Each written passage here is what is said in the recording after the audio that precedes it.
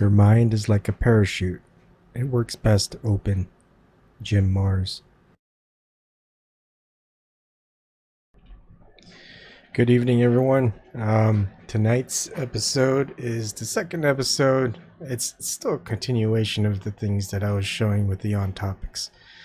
But this is pretty much has specific purpose. Excuse me. And tonight you're gonna watch a little bit from Barry Chamish. I hope I'm saying that correct. And Jim Mars. Both are no longer alive today. They've recently passed away. But what they've researched and kind of looked into, it's still very good. And the thing is, we don't really have people these days kind of that are picking up where a lot of these people have left off. I don't know what's going on. I don't know whether just people don't care, or I think, yeah, it's just all craziness anyways, or they're just more focused on whatever it is that the mainstream media and the people who comment on mainstream media are doing, and not really looking into and doing a lot of research and trying to present it to everyone else. I guess I'm in that boat now, and let's see if that can make any difference. I'm gonna just try to do my best to connect the dots and connect the thoughts as well. Now, one of the things that I'd like to also add is, there's a lot of things that are going on, and I know my wife's mother, my mother-in-law, it's like, did you register to vote? She asked me, and I was like, well, I don't vote. I don't vote anymore. I used to vote. Yes, I am registered, but I'm not going to vote. It's pretty much all the same.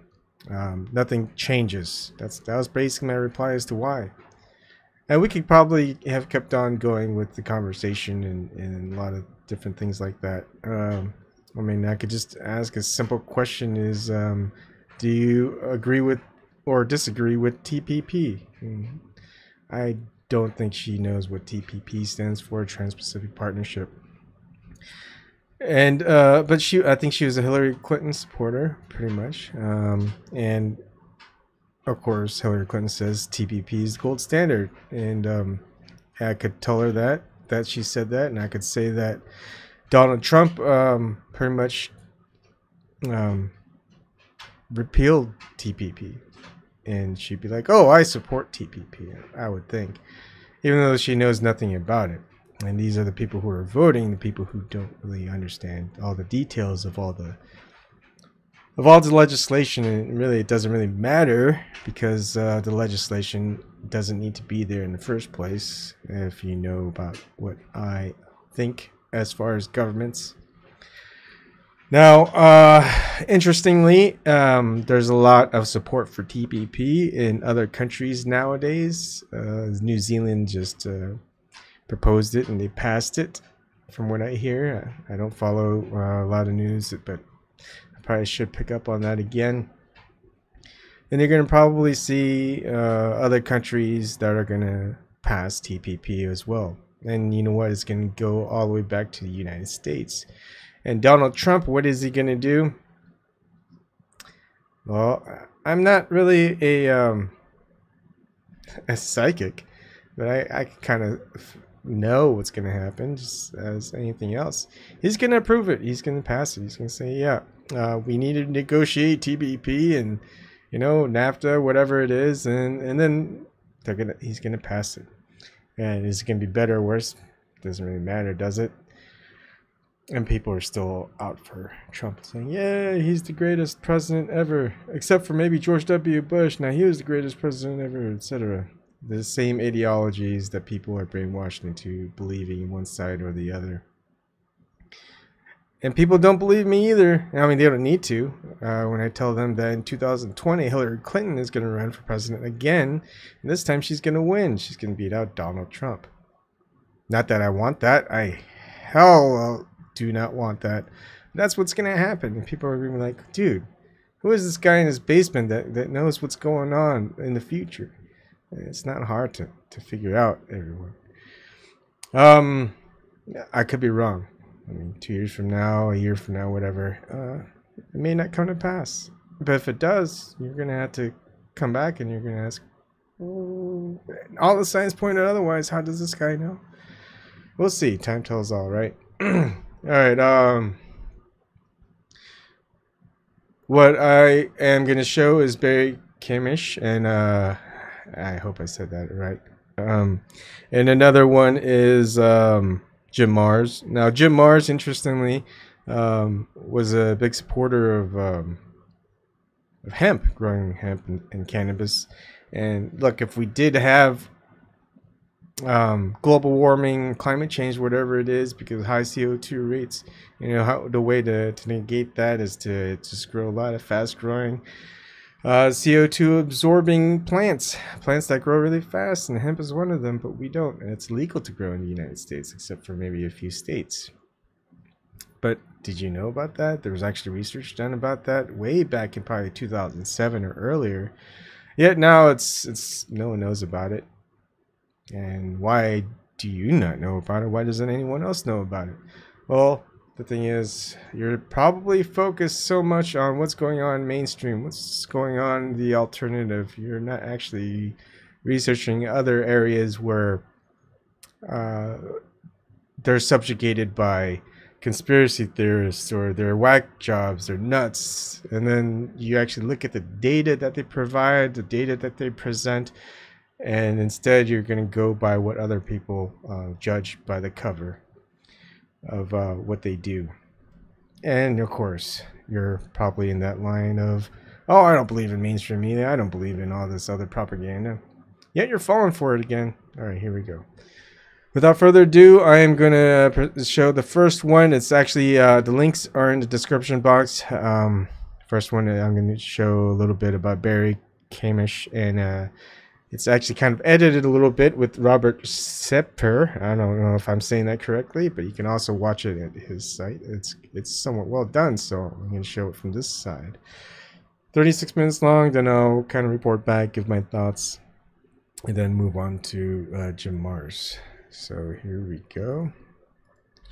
Oh, not there.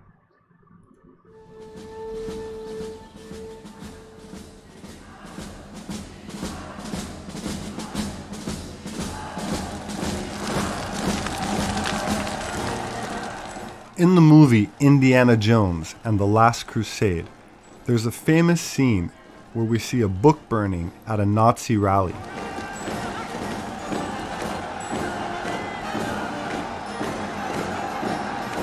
While it is true that these book burnings took place, one is never told what type of literature was destroyed. The books that the Nazis so notoriously burned were deemed as un-German, specifically those authored by Karl Marx, regarded as the father of communism, who has directly influenced the political ideology of around 1/3 of the modern world who consider themselves Marxist. But to understand why the Nazi Party was so opposed to communism, one must first understand the true origins, including the financing, of the Marxist philosophy. Shabtai should be known to every Jew. He really should be in Jewish history something unique and huge, because more than half the Jews of the world thought he was the Messiah. And they did incredibly stupid things in the days of redemption. This was in the 1660s, when he declared that he was the Messiah of the Jews, and he ordered the Jews to blaspheme the Torah. That's putting it mildly. What he decided was that debauchery was theology. That every word of the Torah is true in the opposite sense. That means 613 mitzvot were all sins. And all the sins became mitzvot. And, well, let's take a simple example. Do not kill became do kill. Do not adulter became do adulter. Purim was his favorite holiday. That was the annual wife swappers holiday. It was called Extinguishing the Light. And by his order, the Jews swapped wives. All over the world, this was not a local phenomenon. Now, all the books say the same thing, that Shabtai Tzvi gained prominence from Iran to Mexico.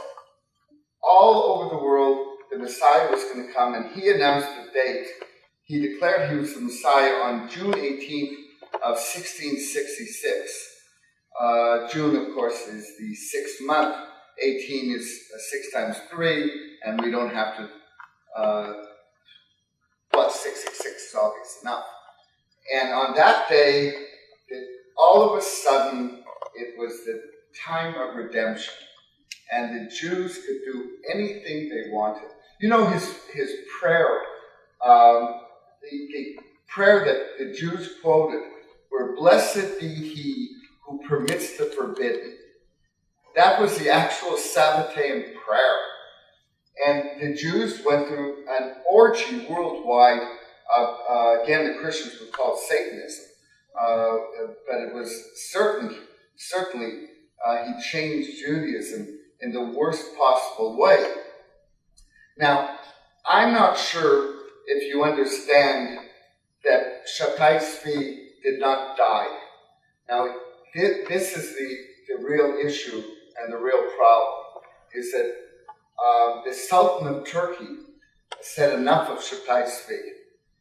This was in September of 1666. All over the world, they were coming to his court.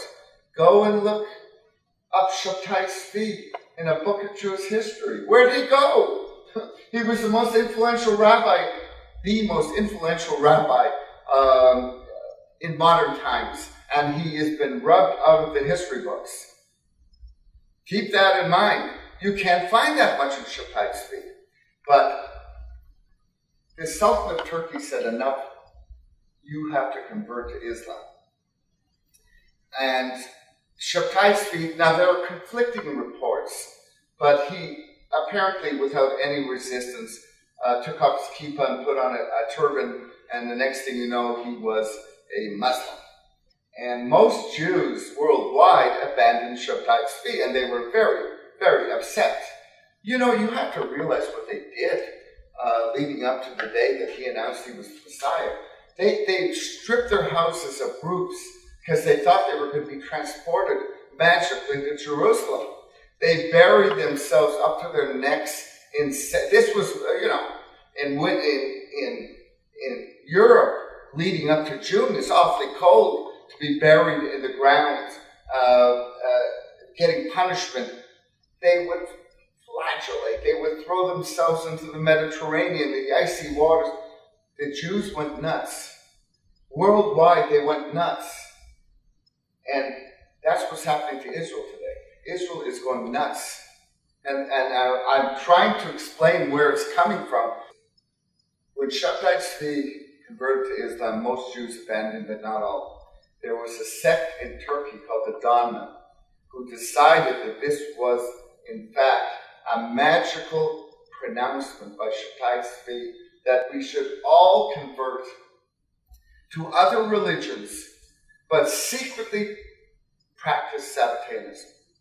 Turkey is run by the Sabbateans, and we'll get to that shortly. But what can I say? Jacob Frank. Jacob Frank was Europe's second Messiah. That's what he was called. The second Messiah of the Jew was Jacob Frank. And he worked from about 1750, died in 1791, born in 1726. Yeah, those are about the right dates. What he did was he convinced the bishop of his diocese that his people were not Jews, they were anti-Talmudists. And the bishop bought it. And he ordered all the Talmuds of the diocese burnt. And then he said, I'll bring you lots and lots of new Catholics. He brought him 5,000 to be mass converted to Catholicism. I believe the year was 1759. All of a sudden, Europe's Jews, by the many thousands, were becoming Catholic publicly. They despised Catholicism, but privately they were Sabbatean. And as fantastic as it seems, there really, really are conspiracies of silence. If the rules are you don't open your mouth, you don't open your mouth, they exist. The Sabbateans didn't just exist as a tiny little cult.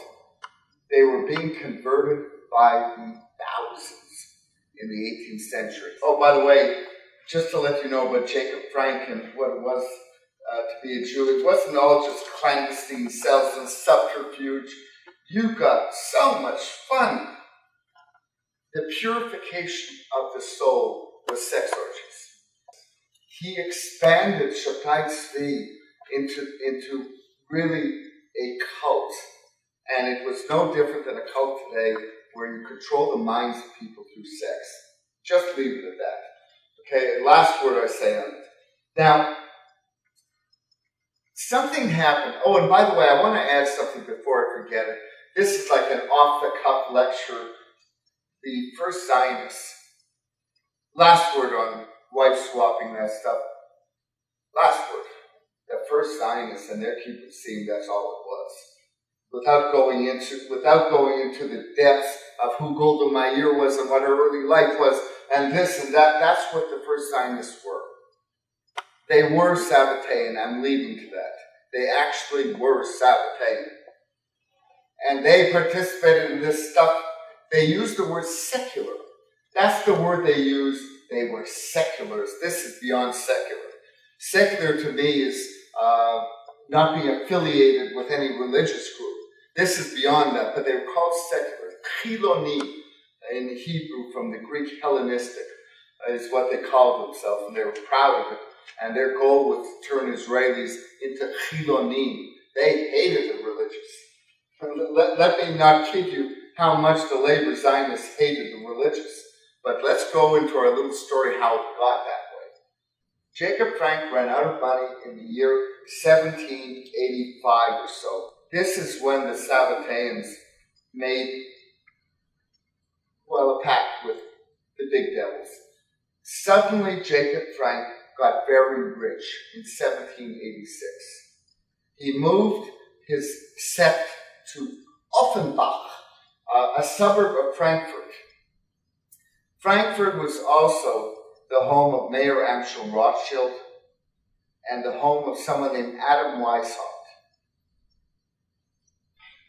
Little by little, for those unacquainted with this piece of history, the Rothschilds are the Sabbateans of the world.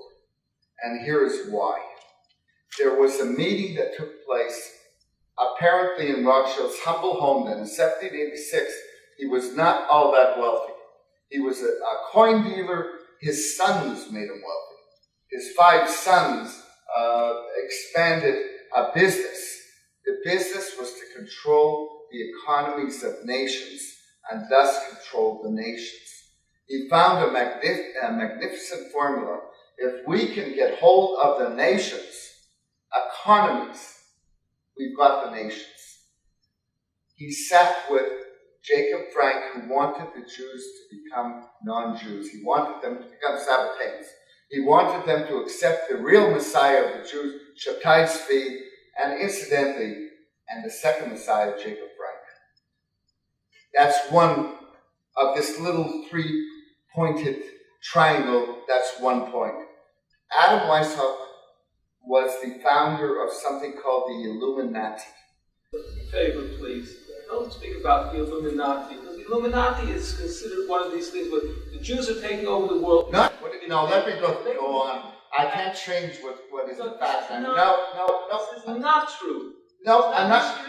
All right, questions at the end, and that's that. You have to deal with facts, and they're not nice facts. What they did, quite simply, was they had to overturn the existing societies. And unfortunately for us Jews, they did a real job. Now let me tell you that all of this was banned. Now the story in all the history books is the same thing, that there was just before the French Revolution. A horseman fell. In his satchel were the plans for the revolution. In the satchel were the plans for the Illuminati and so forth. It was all banned. Throughout Europe, it was banned. And that put Weishaupt, that put Rothschild, and to a lesser degree, Frank, into a problem. What do you do if you're banned? And they came up with something that has changed history for good. Weishaupt said, well, what we do is we take our tenants and we put them into an organization that has lodges and chapters worldwide, and we subvert the existing organization to our tenants. And the organization they chose was British Freemasonry. All of a sudden, there are revolutions. All of a sudden, you have something you never saw before, ever. You actually saw talk of one organization upending whole nations. Now, here's where the Jews fit in. And this is the scary part. You now have a new world. Germany is Sabbateanism. That is where it began. Turkey is the Don. That's the home of Shabtai Tzvi. It's a major player, but it's now being shifted. The real players from here on in were Germany first, and then London, where there was freedom to expand on their ideas. So suddenly you had Jews who were no longer Jews. Karl Marx, Friedrich Engels. They moved from Germany to London. From London, their ideas spread all over the world. In America, Solomon Schechter, the Reform movement. It's all the same. Germany to London, where it spreads to America. The Rothschilds took on America. And all of the following names are simply not Jewish. Within one generation, they stopped being Jewish. But from Frankfurt, Germany, the Rothschilds sent John Jacob Astor, Jacob Schiff, Max Warburg. He sent all of his agents to America to corrupt the robber barons, essentially. If you were very, very successful, they made a deal with you. You promote our thinking, and our thinking is the end of Jews. What you have now with America is try and find a Jewish Astor anymore. Try and find a Jewish Schiff. John Jacob Schiff's grandson is married to Al Gore's daughter. You got the Rockefellers, the Morgans, the Carnegies, the Harrimans. They were all given European money. America was not all that rich in the 19th century. You had people building railroads, you had them putting up steel mills, but the money was in Europe. And it was in the hands largely of the Rothschilds. They agreed for ideological purposes that if you play our game, we'll give you power you've never had before. And this is how non-Jews started doing the work of the Sabbateans. And I have to be very, very easy on this. Very easy on this. The fact of the matter is, in the 1870s, the Sabbateans of England decided on something new. The Jews weren't cooperating. They were not changing their point of view. They were not accepting Shabtai Tzvi. They liked their religion. They figured out the ultimate plan to get the Jews to be Sabbateans. They're going to take back Israel. They developed Zionism. In the 1870s, they developed a perfect plan to get the Jews back to where they wanted the Jews to be. They developed Zionism. And the idea was to make life so miserable for the Jews of Europe that they would come to Eretz Israel. And here is Zionism now. Folks, this is going to probably be a little shocking. In 1898, Theodor Herzl met Kaiser Wilhelm in Jerusalem. Now, if you think that Jerusalem was a good place to go on a holiday, in 1898, you don't know how bad it really was. Jerusalem, in fact, was a rotten place. There were no roads. You took the Kaiser didn't take a tram steamer, everyone else did. You went up skinny little roads. There were no hotels. It was disease-ridden. You couldn't get a decent meal. And yet the most powerful leader of Europe came to Israel to put up 3 churches, one a very big church, the church of the Dormition Abbey, the church of the Dormition. On November 2nd of 1898, in Jerusalem, he met the father of Zionism, Theodor Herzl. Why would Herzl make that awful trip to Jerusalem to meet Kaiser Wilhelm? There was only one answer. He wanted a state. That's the only answer. And if you go on the internet, because this has been the most important meeting of modern Zionism, Herzl meets the Kaiser of Germany in Jerusalem. Try and find it on the internet. It's been rubbed out. And the few sources that I got said all the same thing. Herzl was rebuffed. Rebuffed from what? What did the Kaiser do to rebuff Herzl? And the answer is, he said, no, you're not going to get a state. We are not going to go to war with Turkey and give you a Jewish state because we have made an alliance with Turkey. And they permitted us to put up a church on the highest point in Jerusalem. I have a picture of it. Afterwards, take a look at the Dormition Abbey, and you'll see that Germany and Turkey formed an alliance. In 1901, Theodor Herzl met the British Zionists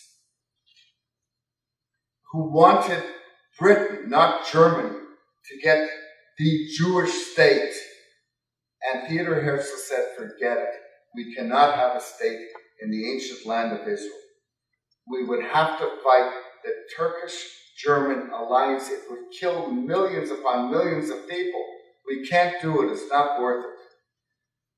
He said to the British, you have land in Africa. Just give us Uganda. It'll do. We'll live with it. And this would have ruined the Sabbatean plan. It would have destroyed the plan of the Sabbateans.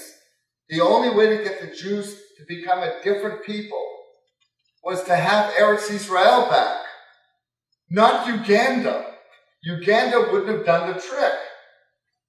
And anyways, we'd be Rhodesia today. I mean, it wouldn't have worked anyways. So now here, and I warn you ahead of time, it's not easy speech, but nonetheless I'm going to say it. Theodor Herzl went at the age of 44 into a sanatorium in Paris shortly after this little announcement. For a disease, go and look every which way and find out what was wrong with Herzl. I sure couldn't.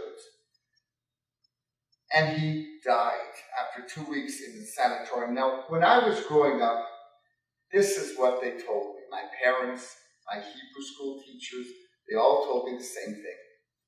That darn Herzl worked so darn hard that his heart stopped. Yeah, sure he did. He died at 44. Even in 1905, you just didn't drop dead at 44 because your heart stopped. He was murdered. And this was the first of the Zionist murders.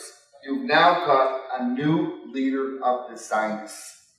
But then you got yourself a bad one. You got yourself a really, really dreadful mass murdering head of the Jewish agency, Chaim Weizmann. 1936, World Zionist Conference, Basel, Switzerland. Weizmann was applauded, no less, for saying, in the upcoming Holocaust, he used the word Holocaust, there may not be 2 million surviving Jews, but they will be strong and good for Eretz Israel. We're going to talk about the connivance very shortly of the labor Zionists with the Nazis. And it's not a nice story. Weizmann knew a Holocaust was coming. It was planned. Folks, I'm going to test your maturity now. All right? And I'm not kidding when I say this. You are amongst the privileged who are going to hear this. I give this to Goyish crowds, and they are big crowds, and they accept this. Jews have a different problem. They don't want to accept it. Chaim Weizmann was a butcher. His name should be taken off every university and technical institution, everything. Wipe the name off. In 1908, a Sabbatean named Atatürk took over Turkey. And go on the internet and write Atatürk Sabbatean or Atatürk Jew, and you are going to be very surprised how much Hebrew this man knew. The Young Turks, the Donma, took over Turkey. Through their little Masonic lodges, Turkey was now taken over by the Sabbateans. Stage 1 done. Stage 2, let's practice a Holocaust.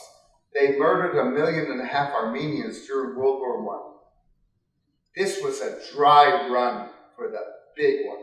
In 1932, 250 plus organizations represented German Jewry. 250 plus. In 1934, 1. Labor Zionism. All the rest were wiped out, and only 1 was left. Labor Zionism. Labor Zionism were allowed to keep camps to indoctrinate German Jewry into Sabbateanism before they would be shipped to Palestine. Practically all the Jews who came to Israel in the 30s were German. 70,000 of them. The reason why was the transfer agreement. Go on buy my book, it'll be dirt cheap. Otherwise, go on the internet, look up the transfer agreement. What an agreement. And this was the end of Zev Jabotinsky and the Peru Party as well. The transfer agreement stated it was an agreement between the Jewish Agency of Jerusalem and the Nazi Party. And it was signed and it went into effect.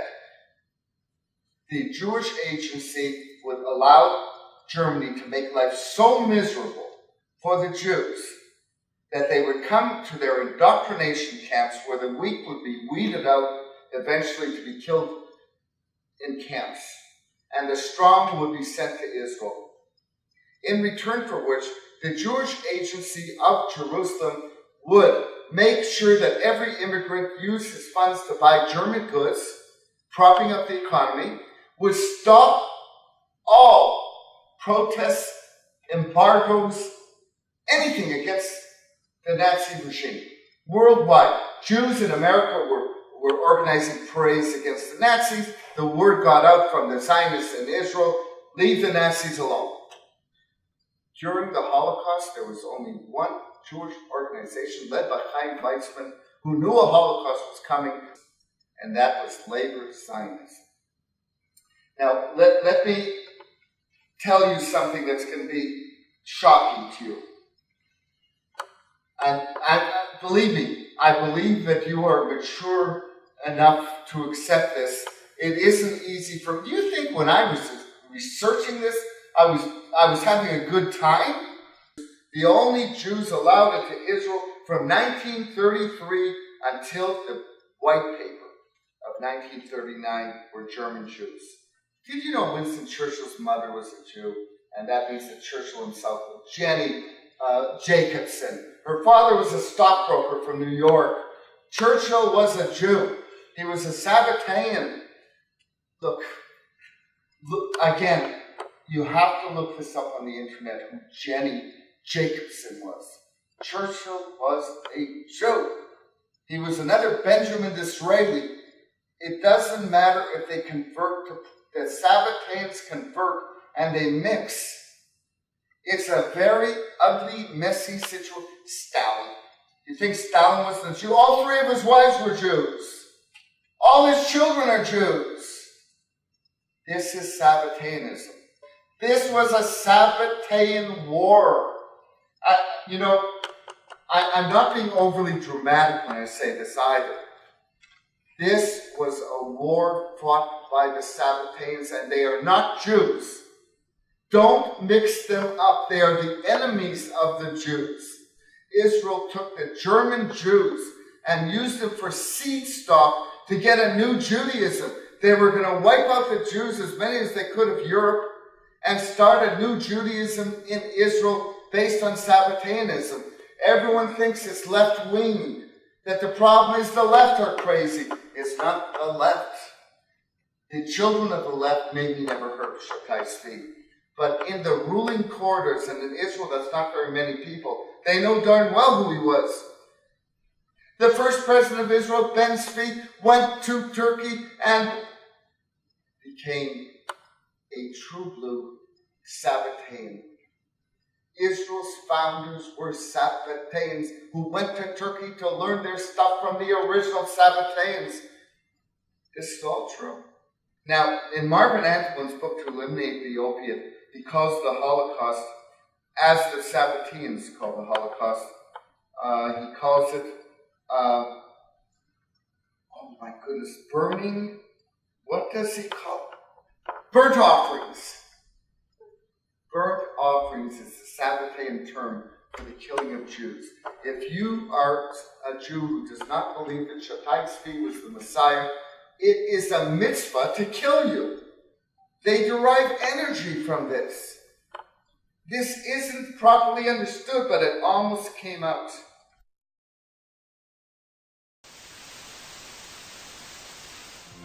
Live on Channel 5, this is the 10 o'clock news with Deborah Norville. Coming out revealing secret negotiation between the Nazis and the Zionists in 1933, which allowed German Jews and their assets to go to Palestine. Rich Samuels joins us tonight with the story of the controversy behind the book and the author's struggle to write it. Rich? Deborah, with the rise of Adolf Hitler to power in the spring of 1933, the Jews of the world were faced with a dilemma.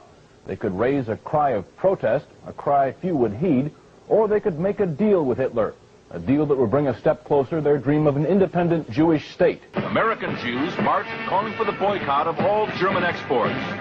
Jews throughout Europe echoed that call, so did Jews everywhere.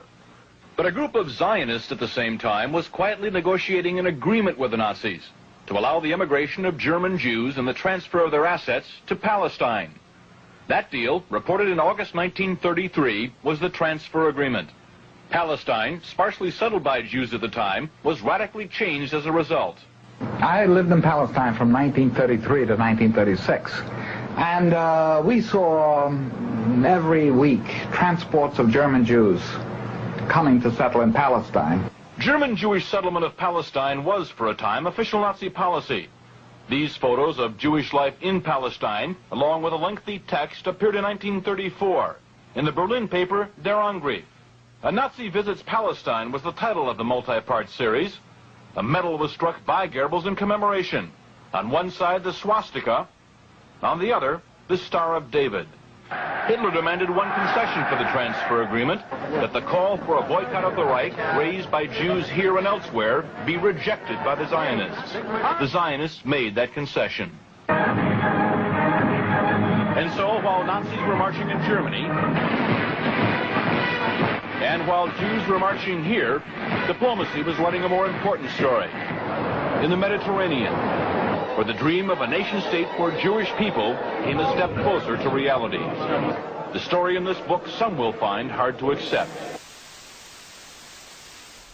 Starting in 1933, Hitler sent tens of thousands and ultimately as many as hundreds of thousands of German Jews to what is now Haifa and Tel Aviv in modern-day Israel, which is what those Zionist camps were for, all run by Zionist Jews who were called Sonderkommandos, which were the Jewish Zionists, and the gas chambers that we hear about were used to sterilize clothing from lice, and the Jewish immigrants were given their money and assets back in the form of German-made goods once they arrived in former Palestine. After all, where did the Jews who fought for Israeli independence come from in 1948? How did they get there? On Nazi ships, that's how. So if Hitler, via the transfer agreement, essentially created what is now the modern state of Israel, populated it, that's for sure, literally populating it, then what about the Holocaust? who did the killing, who did the robbing, who came up at the end of the war. And when Hitler either escaped or committed suicide, the war continued under Admiral Donitz. The war did not just end. So who ran the camps, who looked after the possessions, the assets, and was responsible for the lives of the victims? Who's responsible? Is there a way to find out? Hitler didn't want to exterminate the Jews at the time. He wanted to expel the Jews. Hitler didn't want to exterminate the Jews at the time. He wanted to expel the Jews. He wanted to expel the Jews. When the Nazis occupied Budapest in 1944, George Soros' father was a successful lawyer. He lived on an island in the Danube and liked to commute to work in a rowboat. But knowing there were problems ahead for the Jews, he decided to split his family up. He bought them forged papers, and he bribed a government official to take 14-year-old George Soros in and swear that he was his Christian godson. George Soros accompanied his phony godfather on his appointed rounds, confiscating property from the Jews. These are pictures from 1944 of what happened to George Soros' friends and neighbors. You're a Hungarian Jew who escaped the Holocaust by posing as a Christian. Right. And you watched lots of people get shipped off to the death camps. Right. And I would say that that's when my character was made. In what way? That one should think ahead, one should understand and anticipate events. My understanding is that you went out with this protector of yours who swore that you were his adopted godson. Yes, yes. Went out, in fact, and helped in the confiscation of property from the Jews. That's right. Yes. I mean, that sounds like an experience that would send lots of people to the psychiatric couch for many, many years. Was it difficult? Not at all. Not at all. Although no Jews were harmed from 1933 to 1939, we must not forget the suffering and death that did happen towards the end of World War II, including the 15 million German civilians that lost their lives from being carpet bombed, nor the civilians who were nuked in Japan, and of course the Jews who did not get to participate in the transfer agreement unless we consider the transfer of their wealth to Sabbatean Frankists like George Soros, who today is a multi-billionaire and who ironically finances the same communist Antifa organization today that we saw in Germany. There are no coincidences. My name is Robert Sepehr. The gentleman who you heard speaking during this presentation was Barry Chamish, who died the year after filming that video. Rest in peace, and thank you for your courage, Barry. And I thank you for listening and seeking truth no matter where it leads. See you next time. All right, that was very good. He did a good job, Robert Sepehr. I can't even say it, even though I just heard it. And Barry Chamish, he died of a heart attack. Incidentally, he's the one that was saying that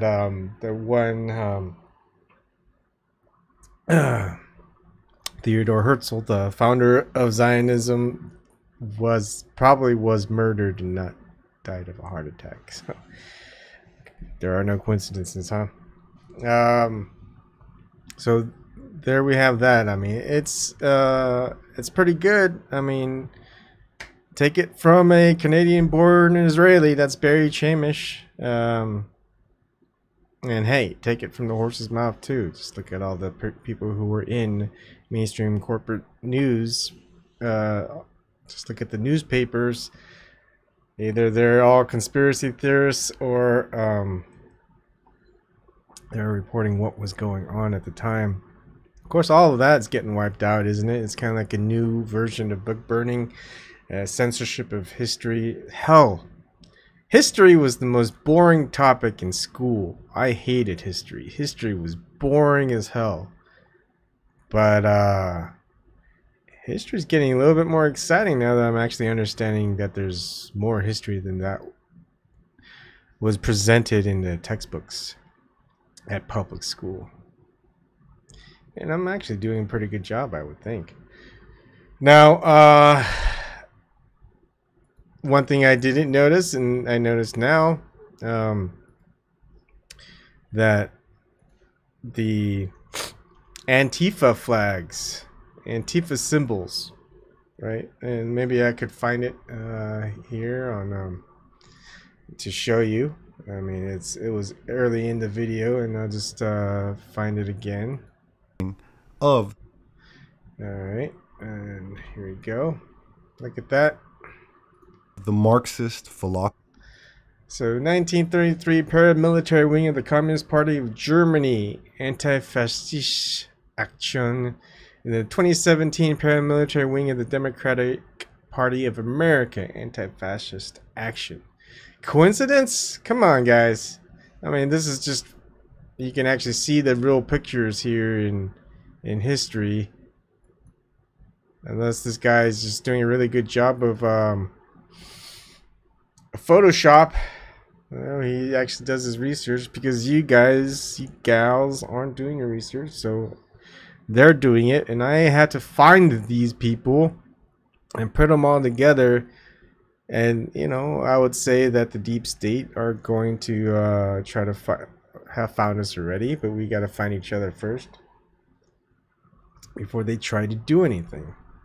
Now, Barry Chamish, he was pretty much a whistleblower of Zionism, of the Sabbateans. I mean, who best to know about Israeli Jews in the history other than an Israeli? It's just like when I show some topics on Mark Passio, who better to kind of understand Satanism than ex-Satanist?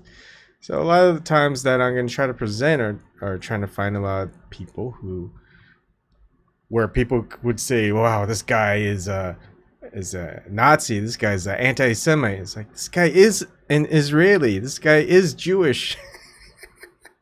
Calling a Jewish person an anti-Semite, that's just funny. That's good. Cool one. And then they look, hey, why don't you look and see the anti-fascist action, the KPD Antifa signs, and the Antifa signs now, and who funds it? Oh, you don't want to go that far. That's just conspiracy theory territory, huh? Yeah. No, everything's just a coincidence to you. Okay, so there we go. That was very good. There's a couple of other notes here. Talking a little bit about the Rothschilds, Adam Weishaupt. I don't know how to say it the way he says it, but Sabbatai Seti, he says it weird. He said it probably the way, the Jewish way you're supposed to say it. Theodor Herzl, Kaiser Wilhelm II, excuse me, deal with the Nazis, the transfer agreement. Chaim Weizmann, who's worse, Turkey taken over by the Sabbateans, and therefore, you know, warm-up was the genocide of the Armenians, the labor Zionists. Winston Churchill was a Sabbatean Jew. Also look up Jenny Jacobson, which I probably will. I'm starting to take notes. Better notes, and it's not going to be just in that. It's going to be presented a little bit better. I just have to do all the graphics and stuff. But, you know, when you're doing stuff for other people, doing stuff for your own stuff, you know, it just takes time. I'm just one person. I told my wife, and I think I said it in the first episode, I'm the busiest person that doesn't have a job.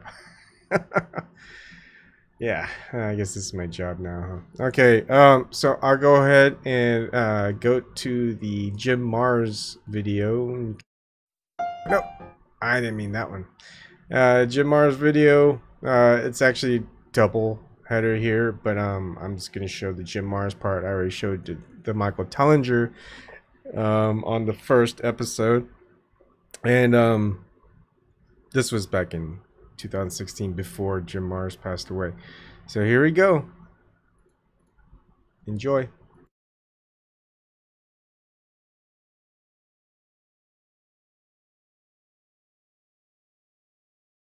All right, assuming that Michael Tellinger's telling us the truth and there were these ancient astronauts on the planet thousands of years ago using this advanced technology, that raises a pretty good question. Well, wait a minute. Did they all leave at some point? Or are some of them still here? Well, how do we answer that? Well, it's pretty simple. Which button do I push here? Where am I here? Okay. It's pretty simple because you simply look at history. If history is, as we've been told, and it's just a slow evolutionary climb from hunter-gatherers and cave dwellers to farmers to city-states, nations, empires, then, you know, there shouldn't be anything in the record. But as we're going to find out, there's plenty of alternative information in the record. Now, if there were ETs on the planet long ago, then you have to figure they're going to be like Charlton Heston on the Planet of the Apes, right? He knows he's from somewhere else. He knows he has advanced technology. You don't want to be just another ape. You want to control the Planet of the Apes. But how do you control 3 billion apes? Well, you don't, not physically. So you have to come up with control mechanisms. And the 2 time-honored methods of control are religion and money. All right? And it starts with the knowledge. You know who you are, you know where you came from, you know where the humans came from, so all you got to do is figure out how to control them. And you do it with religion. That goes all the way back, okay? And you can see how that got started. That's easy enough. If one of you today went back to, say, just 1860, okay, and you had one of those little handheld color TV sets that you can get at Radio Shack, and it was working, and you showed it to a person of 1860 and said, here, I just took your picture with my camcorder, and it's on my little cell phone, and hey, look at it here on the TV screen, they're going to say, whoa, you're magical, you know? And then you go further back where you got humans that were just eating berries and, you know, barely making it, and you can fly through the air, and you can destroy whole cities with a single weapon. You know, you're a god.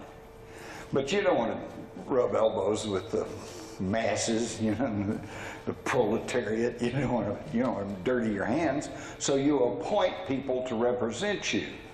And these become the priesthood. And the priesthood do pretty well for themselves. And even if you leave, they still want to maintain their power control and their good life. So they say, well, I can intercede with the God, because I can communicate with the God, so you have to listen to me. And if all that sounds pretty primitive, keep in mind it was within our lifetime, within the 1960s, that the Catholic Church finally quit doing their services in Latin, so that nobody could understand it except the clergy and the people who'd studied Latin. So religion is a time-honored means of control. But then now we've got it tied in with finances. Jesus, the Prince of Peace. When's the one time he actually got mad and got violent with somebody? When he threw the money changers out. And where were the money changers? Were they in the bank? No, they were in the temple. Because religion and finances concurrently evolved and are intertwined. That's why at the time of the Middle Ages, when the universal church, the Catholic Church, the Roman Church, became the religion in the Western world, even the kings and queens were indebted to the church. That's where they borrowed their money. That's where they got their legitimacy. All right? And of course, the poor folks, you had to go to confession. You had to tell everything you knew. You had to tell what all your neighbors were doing. And it was a better system than the Gestapo. But it was still a control mechanism. Now, again, the question is, are these gods still with us? Well, again, let's look at history and figure out, do we find evidence of them? Yes, we do. One of the things that's really amazed me when I started researching all this was that I was not a stupid person. I got a college degree, and I actually paid attention in history classes because I kind of was interested in that. So I knew all about the Babylonians and the Akkadians and the Phoenicians and the Assyrians, but I thought these were separate civilizations. And it's really amazing when you realize that no, these are just different names for the same degraded civilization. And it started with the Sumerians between the Tigris and Euphrates River, which is now in the one place on the world that you just can't freely go to, Iraq. All right? And then it spread to the coast. There's your Phoenicians. And then it degraded further, became Babylon, and then it just kept going. All you got to do is look at the different names of the, quote, gods, and you find that they're actually talking about the same thing. Let's just go down to, say, the warrior, rival of the main gods. In the Sumerian, that would be Marduk, the son of Enki. In Egyptian, that's Horus. The Greek is Ares, and the Roman god of war was Mars. It's all the same personality, it's all the same character, it's just different language. Same thing with Enki. He is Osiris in the Egyptian, Apollo in the Greek, and Vulcan in the Roman. And then the same thing with the Earth Mother, or the warrior goddess of love, which would be Ninharshug in Sumerian, Isis in the Egyptian, Athena in the Greek, Minerva in the Roman. Again, the same person, the same identity, just different names. I was really interested to learn that we all know the sky gods of the Greeks were the Titans. Well, in the cuneiform tablets of the Sumerians, we find that the word for those who live in the heavens is Titan. Same deal. Same deal. We know about Solomon's treasure, where the Hebrews traveled through the wilderness for 40 years, conquering all these city-states. That has always kind of chafed on me, believing in a God of love, that their God told them, go around and kick everybody's ass, you know, take whatever they've got. Wait a minute, that doesn't sound like the God that David was taught about. And we also find that when they stopped and built this Solomon's temple, it was a pretty big structure, but the worship place was only a little place at the back. The rest of it was to store all this treasure they gathered up over 40 years, which was true treasure, wealth, gold, silver, precious stones, but also a wealth of knowledge, text, scrolls, the ancient technology that Michael Tellinger was talking about. It also surprised me to learn that Solomon's temple was a carbon copy of a Sumerian temple dedicated to the god Ninurta. All right, so in other words, we see the ongoing common thread that beginning with the sky gods and ending up with the mythology, as we have come to learn it, of the Greeks and the Romans and the Egyptians. Well, so how did the Egyptians get it? All right, we know they got it from Abraham, the patriarch of not only the Palestinian Jews, but also the Palestinians. If you want to throw somebody off and you're talking about the New World Order and you're talking about the Rothschilds or whatever, and they say, oh, well, you're just against the Jews, you're an anti-Semite. Throw them off. Say, no, I like Arabs. Why? Because the Palestinians are Semites, okay? And there are Semitic Jews in Israel. But most of them have immigrated from Eastern Europe, Germany, came there after World War II to create the State of Israel, and they are Jews because they embrace Judaism, but they are not Hebrews, they are not Semites, and they have no particular claim to Palestine. More on that a little later. So Abraham, who in the Bible tells us came from Ur of Chaldea, and Ur was one of the major Sumerian cities, he's the one who brought the knowledge of the ancient Sumerians into Egypt, and bingo, they had a huge civilization going. In fact, those of you who've studied Egyptology realize the earliest dynasties are the most sophisticated. It degraded as it went along. One of the things we learn about is the mafus, or the shamana, the conical bread that they would give to the pharaohs, and this is described in the Egyptian Book of the Dead, and on their steps to the afterlife, they'd always stop and say, what is it? Well, what it was apparently is orme, or orbitally rearranged monatomic elements, also known as the white powder of gold. It's found in every metal, and in fact you eat some and drink some every time you take something. These are single atoms minerals. Interestingly enough, Orme, or O-R-M-E in Hebrew, means the tree of life. And we find that it has special properties. They've only discovered these monatomic elements within the past 10 years or so. And what they find is when you put some of this, you can take gold, and through a smelting process, it can be reduced to a fine white powder. And when you put the powder on a scale, the scale weighs 44% less than it did before you put the powder in it. So it's got anti-gravity properties. Now, we also know that as the Israelites are traveling through the desert, they would wake up in the morning, they'd find white powder lying around the ground. They'd gather it up, and they'd mix it with a little water, and they'd bake it into little cakes, and they'd bake it, and this was their bread. And they called it manna. But manna in ancient Hebrew means, what is it? They didn't know what it was, but it sustained them, and it helped them stay healthy. Now, you can go on the internet right now, and you can Google in white powder of gold, and you're going to find it all over the place, and there's plenty of people willing to sell you a vial for 50 or 60 bucks or more.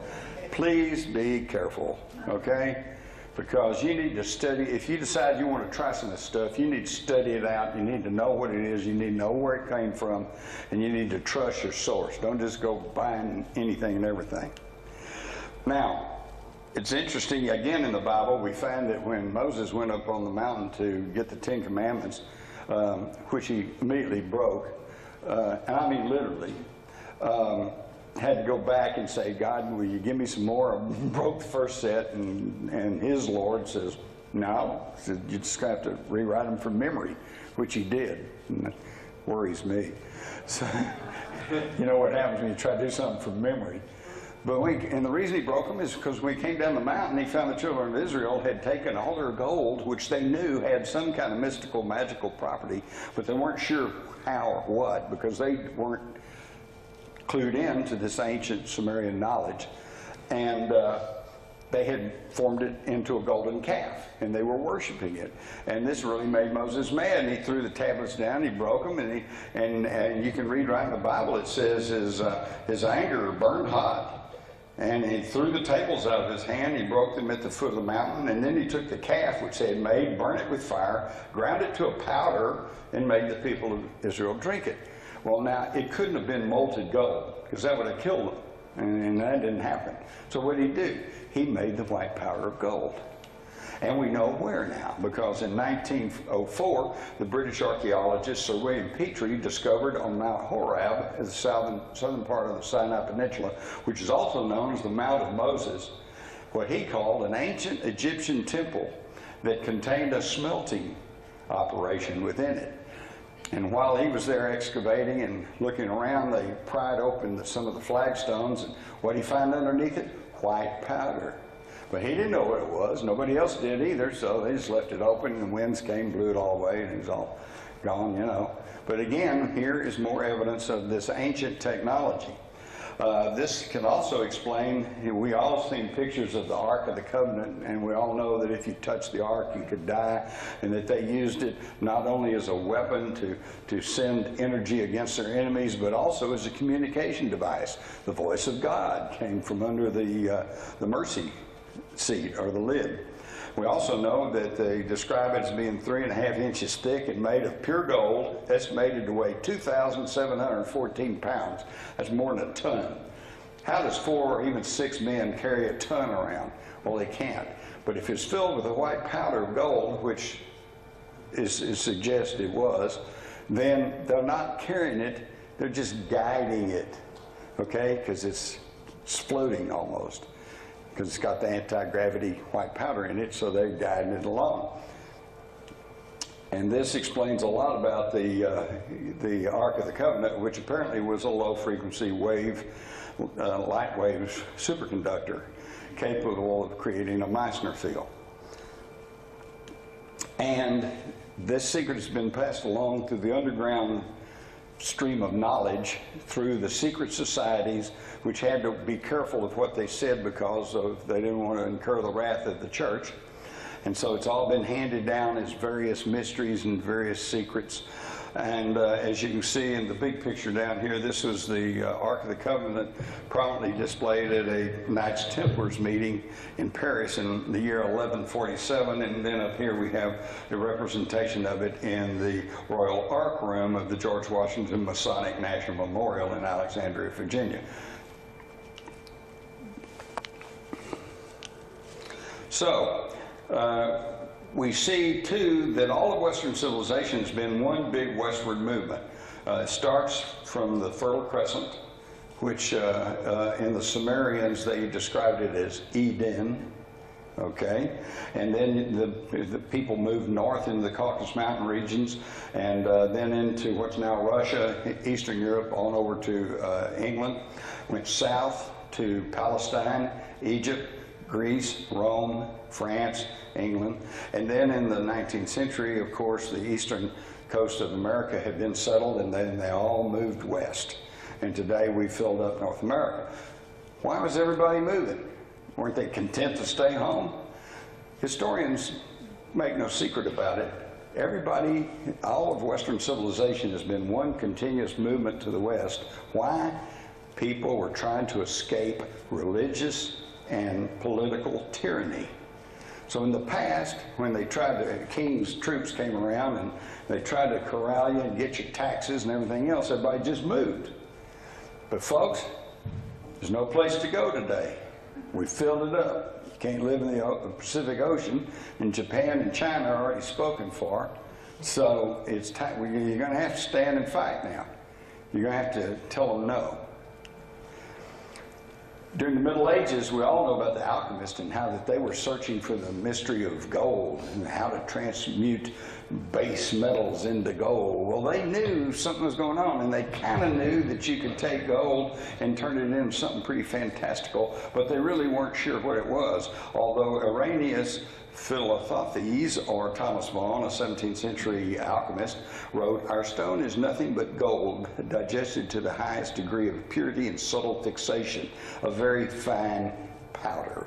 So they kind of understood it, but they had lost the secrets of how to do this. And so when you hear about the philosopher's stone that they were all searching, what they were really trying to find was the secret of monatomic gold. Now, I'm going to digress slightly, but you're going to find this really interesting.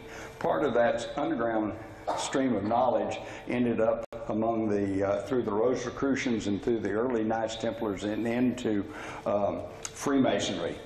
And in Elizabethan England, this was centered in Sir Francis Bacon and his Invisible College, Christopher Wren and Johnson and others who, because of their Masonic associations, had some of this knowledge that had been passed down through the Sumerians.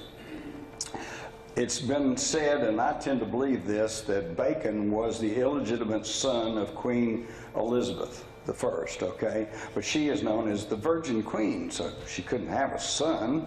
That would be untoward. So when she dropped out of sight and delivered this child, she handed him over to one of her closest friends and associates, the Bacons, and they raised him. But she wanted to be near his son, so you'll find that she moved her summer palace next door to the Bacons. So she was on hand to watch her son grow up. And Bacon then was also given special privileges, special education. He was well-groomed in court manners and the etiquette of the court and all of the knowledge and languages, everything else. He was one of the most brilliant people of the time. In fact, you can actually credit Bacon and his book, The New Atlantis, as for probably initiating the movement to colonize North America. That was going to be the New Atlantis. But also, what is very little known is that King James came along, and King James, as you all know if you've been to church or been to your Bible school class, the Bible that we mostly work with today is the Bible according to King James. Well, King James hired 45 scholars to interpret and combine the books of the Bible, toss out the ones that they didn't think fit with theology, and that's why we get the Bible according to King James. But he had a 46th person heading this group, and that was Sir Francis Bacon. So it's Sir Francis Bacon who actually has given us the King James Bible. King James didn't care a whole lot about that, and he wasn't that literate anyway. But Bacon certainly was. Now, it's been alleged that Sir Francis Bacon and his Invisible College are the true authors of the Shakespeare material. Because if you go and really study, you're going to find that William Shakespeare was indeed born on Stratford-on-Avon. He did go to London. He was associated with the theater there, but he was illiterate. In fact, the only thing we have in existence that can be definitely shown that he wrote was his last will and testament, and he gave a second-hand bed to his wife and misspelled his name. And his daughters were illiterate too. So he could not have written the Shakespeare material, which, by the way, there was no real description of Shakespeare for about 200 years after he supposedly lived. And the whole thing was because it was Francis Bacon and his buddies that were writing the Shakespeare material, and they were doing it the same reason that Jeff Rentz and Alex Jones and me and others are trying to tell you folks things today. They didn't want to get in trouble with the authorities, but they wanted to tell people the truth.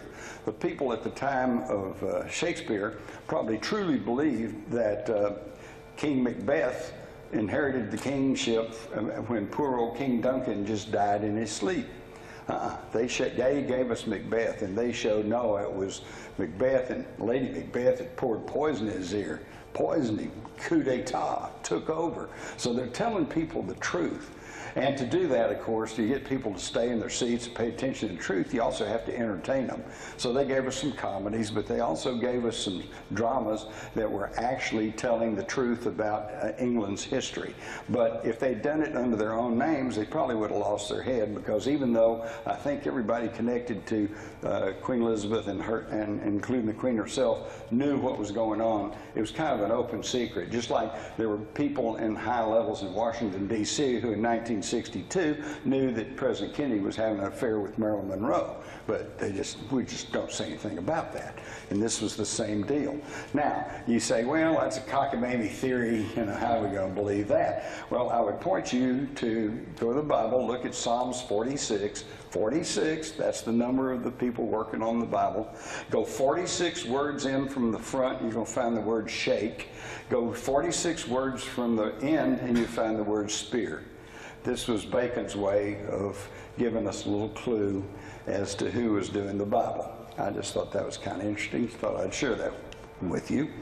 Now, again, now we go back to the 10th century, and we find that between the Black Sea and the Caspian Sea was the Khazarian Empire.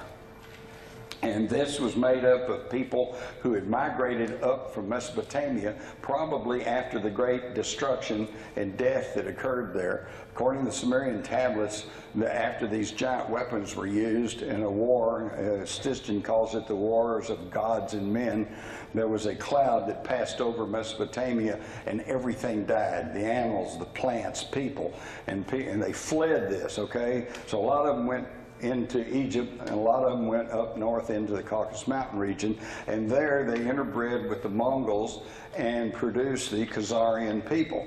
And by the 10th century, they had grown pretty powerful because they were sitting there straddling the Silk Road. That was the connection, the caravan routes between the West and the East. Okay? Now, by then they had a king, and they had an aristocracy.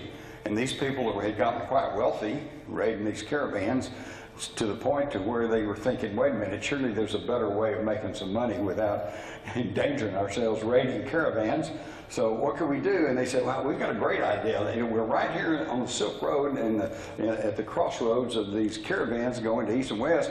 Let's loan them money at interest, and let's exchange money, and let's make money through money.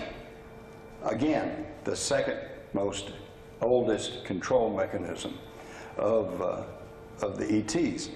But they had a problem, because at that time in the Khazarian Empire, it was about a third Christian, a third Muslim, and a third Jewish.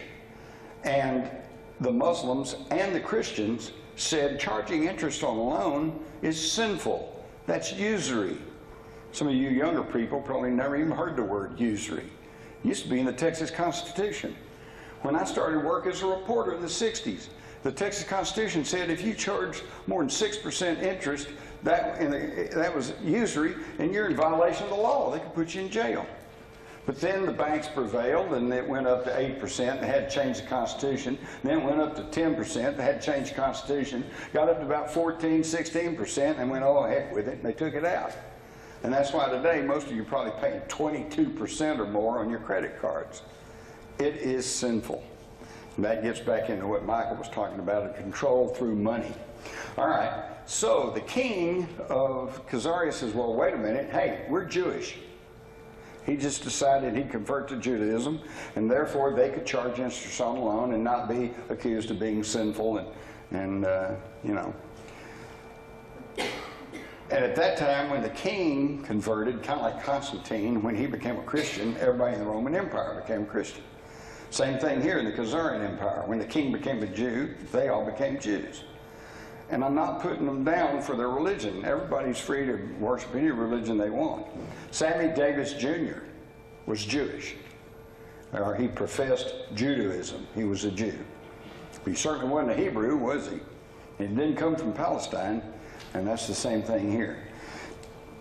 And these Khazarian Jews, after the Russes came in and they broke up the Khazarian Empire, a lot of them fled into Eastern Europe. And this, according to the Jewish Encyclopedia, they were the forerunners and the ancestors of the Rothschilds and the Rothschild banking dynasty that is still a premier banking force in the world. And I won't go into the whole history of the Rothschilds. You can find that in my book, Ruled by Secrecy. But they are the ones who began to refine the methods of taking over whole countries by taking charge of their money supply. Now, according to one of their best biographers, he never could understand why they didn't try to make a move in North America. And in fact, back in the early 1800s, they sent James Rothschild to the North America, and he went back and reported. He said, man, what a land of opportunity. They got all these minerals, they got all these resources. We need to, you know, we need to move in over there and get control. But at that time, they were already coming under severe criticism because of Napoleon, the Napoleonic Wars, the 100 Years of Wars. They were in big trouble with the people in Europe because they were beginning to figure out that these people were manipulating currencies, creating wars, creating conflicts, depressions, and deflation and inflation and everything else. So I think they said, we don't want to open ourselves up to that in North America, so they found front men. And who was that? By the late 1800s, John D. Rockefeller, who started off senior, who started off as a patent medicine salesman selling a cancer cure, which didn't work, got his start in the oil business through money that he borrowed from the Bank of Cleveland. And with that, he parlayed that into his Standard Oil empire and bought into railroad stocks and worked deals with Edward Harriman, the railroad magnate. And by the late 1800s, say 1898, he controlled about 98% of the petroleum industry in the world. And we all know about the Rockefellers. And he got the money through the Bank of Cleveland, a registered Rothschild bank. So in other words, the Rothschilds bankrolled the Rockefellers, and that's where that money came from, and they have been operating on their behalf ever since. And the Rothschilds, they know about all this stuff that I'm telling you. You may not know about it. Your neighbors certainly don't know about it. But they claim, the Rothschilds claim to be the descendants of the Sumerian god king Nimrod. In fact, in the 20s, they named one of the Rothschild kids Nimrod. So they know this stuff. Paul Warburg, here circled, grew up in Frankfurt, Germany, and was one of the families associated with the Rothschilds. They were all there in the banking industry, and he came over to the United States right after the turn of the 20th century, and was on hand for the 1912 meeting at Jekyll Island off the coast of Georgia, where they plotted to create the Federal Reserve System, our central bank, an issue that had been a bone of contention since the Constitution was founded. Jefferson and others said, we don't want a central bank. Every time one of those has been set up, it's caused nothing but problems. But Hamilton, the rich guy, said, no, only rich people know how to handle money. We need a central bank. So they had the old Bank of the United States and the Bank of North America, central banks, and every time they set one of these up, people got in trouble. They lost their farms. Inflation took off. There was greed. There was corruption. So by the time of Andrew Jackson in the 1830s, they did away with the central bank. Okay, so they worked hard to get this back in place, and by 1913, when they got Woodrow Wilson in as president, first thing he did was run through the Federal Reserve System, and they passed it through, ran it through a Congress on a Christmas Eve when most of them were out of town and their minds were obviously elsewhere. It's kind of like what's happening today. Just the other day, they introduced a 600-page bill in Congress, and they wanted them to, they gave it to them that morning, and they wanted them to vote on it by that afternoon. You can't read 600 pages. You can't, they're not even reading this stuff that they're passing. It's affecting all of us. Okay? We need to get rid of every person up in Washington, D.C., just if for no other reason, just send a message. I think it was Einstein who said that, you know, the definition of stupidity is repeating the same experiment over and over and expecting a different result. Well, everybody I know says they're not happy with the way America's going, and they'd like to see true change. Okay? And yet they go out and vote the same jerks back in office up there. What do they expect? Come on. So now we got Paul Warburg. He comes from Germany. He's helped sets up our central bank, our Federal Reserve Bank. And by the way, some of you older folks may recall, I know all my life you never heard the term central bank. It was the Federal Reserve System or whatever. It's only been in the past 15 years or so that all of a sudden the news says the central bank today, you know, reduced interest rates by 2 points or whatever. Okay, now it's just like they just tell us central bank. Anybody remember voting for a central bank? No, this was run in on us. All right, and we need to do away with it. By the way, December, the 100-year license, the 100-year charter for the Federal Reserve System is up. You need to start contacting your representatives and your senators right now and tell them don't renew it. That's all we got to do. We don't have to vote anybody out. We don't have to lose anything. Just tell them, forget the Federal Reserve System. We can go back and we do like Kennedy did in June of 1963 when he issued $4.6 billion in United States notes. And I have several in my collection. And they got red ink. And instead of saying Federal Reserve note, it says United States note. And it was based on silver that the government had on hand. And these are called silver certificates. And what's the difference between a Federal Reserve note, $5 bill, and a United States note, $5 bill? It's still got the same spending power, but we don't pay interest on it. And we all know that the interest is eating us up. We're never going to pay off the $16 trillion national debt because the bulk of the money that's the government's paying out every year is not going to us or to improvements or to infrastructure. It's going to retire the national debt. In other words, pay interest to these international bankers. And have they come out of their pocket with money to give to us and we owe them something? No, they create this stuff out of thin air. They just mark down things on paper, and today it's just computer blips, and then they charge us interest for it. How insane is that? Money control. So Paul Warburg helped set that system up, and by the time of World War I, he was in charge of our war finances for World War I. Meanwhile, his brother, Max Warburg here, was head of M.M. Warburg Company and principal stockholder of the Reich Bank in Germany. He was a co-founder of the IG Farben Combine. He was also connected to German intelligence and helped move Lenin through wartime Germany to knock Russia out of the war and get the Russian Revolution going. And he was a board member of Hamburg America Steamship Line, which during World War II was the main conduit of Nazi propaganda and saboteurs into our country. And sitting with him on the board of Hamburg America Steamship Line was Prescott Bush, the grandfather of George W., the father of George Herbert Walker Bush.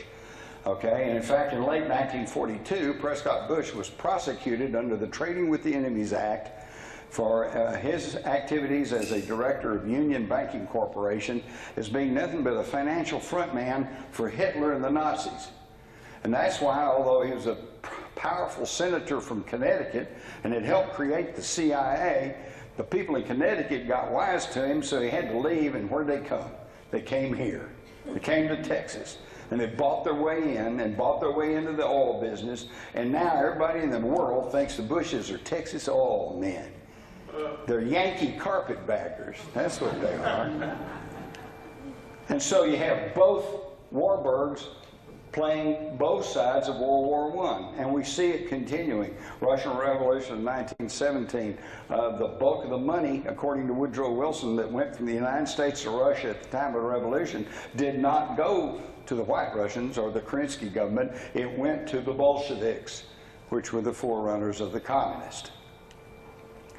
And the thing is, people over here at that time were a little better educated. They actually kind of knew what was going on. This cartoon from the St. Louis Post-Dispatch, 1911, shows why? Because I think that they were going to set up a balance here. You're going to have a communist, a socialist East versus a capitalist West, and they're going to play them off against each other for maximum control and profit.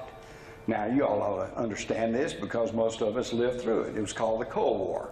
But they were groups, and he went to the meeting of 9 people who had formed the German Workers' Party, and he went back and reported to Captain Meyer, and he said, I think you're going to like these folks.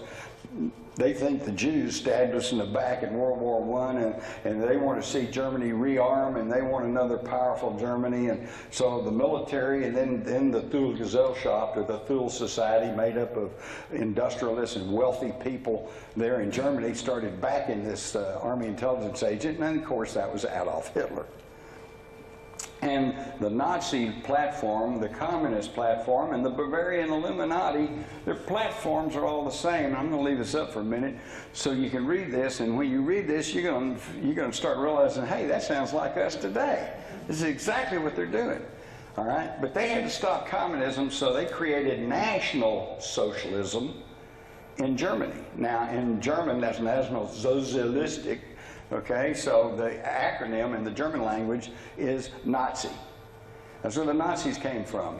And you think, well, the Nazis and the communists were bitter enemies. Well, yes, they were. But not because of political differences. They were the same, and they were both forms of socialism. But the communists wanted worldwide socialism, Marxist socialism, and Hitler wanted National Socialism, and the international bankers wanted National Socialism because therefore it could be contained within national boundaries.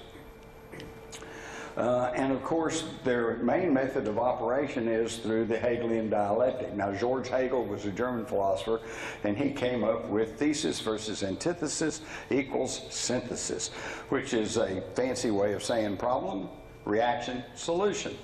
Let's say you and I decide we want to go take in a movie. Well, you want to go see movie A, and I say, no, I want to go see movie B. All right, there, we've got a problem. And so we hash it out, and we go through the reactions. Well, here's why I want to go see that. And you say, well, that's why I want to go see that. And finally, we decide, okay, we'll compromise, and we'll go see movie C. That's synthesis. But these people, these would-be rulers, these wealthy elite, they're not dumb. And they figured out, hey, why wait around for a problem? We'll create the problem. And then we'll offer a draconian solution. And when everybody says, oh, no, we can't do that, then we'll say, well, okay, we'll settle for this. And we've made another step forward. And all we got to do is keep repeating that process, and pretty soon we'll have control. And so, as I mentioned, the companies in America, the companies in Germany, even the Bank of England, they bankrolled Hitler, and off we went. By the way, the attorneys for the Nazi Schroeder Bank, and Kurt von Schroeder was the largest contributor of money to Hitler.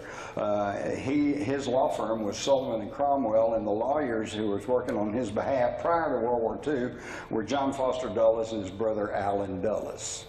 All right. Also in the 1930s, John J. McCloy was CEO of City National Bank, which is today Citicorp, and they were the largest lenders of money to the Nazi government.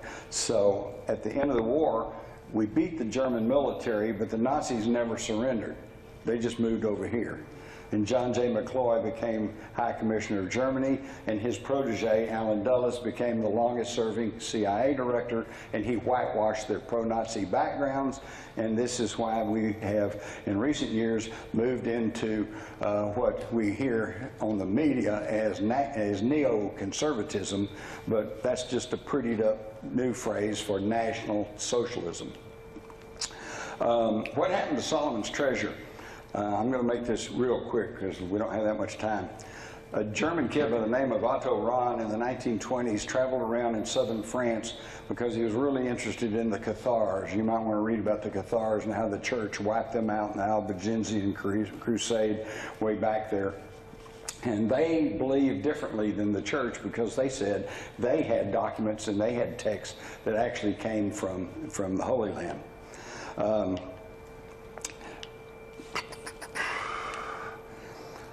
He wrote a book called The Crusade Against the Grail, which brought him the attention of Heinrich Himmler, head of the SS. They recruited him, and I think through Otto Rahn, they began to get a line on Solomon's treasure, which had been picked up first by the Romans during the occupation of Jerusalem in about 10 AD, and then, 70 AD.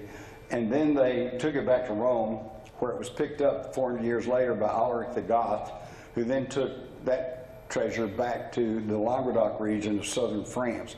Some of you know about the mystery of Rennes-le-Château, the little village there in southern France, and where the priests suddenly became very wealthy, and they realized that they had a lot of information that went contrary to biblical teaching, or at least to the Roman Church. Well, this was it. He had a line on Solomon's treasure. And at the end of World War II, on March 14th, 1944, Otto Skorzeny, excuse me, Hitler's chief commando, led some SS troopers to the southern France, and they recovered Solomon's treasure. And this, along with all the other Nazi loot, look at this. This was a gold hoard of Nazi gold that they recovered at the end of the war. This is just what they recovered. They didn't recover most of it. Most of it all got away through action Adlerflucht, or eagle flight. And Morton Bormann, who pretty much was running the thing, Hitler was pretty sick, Hermann Schmitz, the head of the IG Farben Combine, and Dr. Abs, who was head of the German Central Bank, they met in August of 1944, and they created Interhandel, the interhandling of things, and Action Eagle Flight, and they took patent, gold, silver, everything worth anything, scientists, licenses, and they took it all out of Germany. They created 750 corporations all around the world, usually fronted by a local person, okay? And this is the Nazi International that we have on our hands right now today. They all got out through the Nazi rat lines, and largely on the Vatican passports, because the Vatican was all for them. The Korea came along, and again we see them handling the war on both ends. It was Russian generals that were running the United Nations office that was running the war for the Allies in Korea, and it was Russian generals that were advising the North Koreans on to go ahead and attack the South, etc., etc. So again, we see people running the wars on both sides. Folks, the same thing's still going on today. If you really believe that Assad is gassing his own people over there, then you just swallowed the pill, okay? Have we forgotten light at the end of the tunnel in Vietnam? Have we forgotten the babies thrown out of the incubators in Kuwait? Have we forgotten weapons of mass destruction? What, so we're going to risk World War III by attacking Syria when we don't even know for sure what's happened? Is there really a news media in this country? No. Again, back to Vietnam, we could go on, but let's get on through here. The technology, they got hold of that. They got hold of technology from the Nazis, and they held on to it. This is an article I have from the early 1954, I believe. You got Lawrence Bell, a Bell helicopter. You got William Lear, who developed the Learjet, and they're all talking about the next generation of aircraft are going to be anti-gravity. And then it goes dark. And today, you go to some reputable scientist and mention anti-gravity, and they'll laugh you out of the room because, well, we know that doesn't exist. Can't have that. Sure you can. We just can't have it. You ready for this? How did the Nazis get away with this? Because they had the atom bomb. I've got in my files a 1942 blast radius study of the Luftwaffe, 1942, for an atomic blast on Manhattan Island. Okay, they had the bomb, but the problem was by the end of the war, they still had not developed a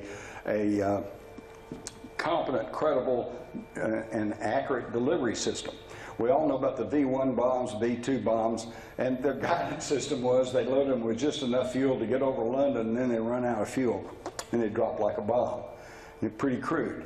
So they didn't have enough guidance, they didn't have an accurate enough guidance system to get them to New York or whatever.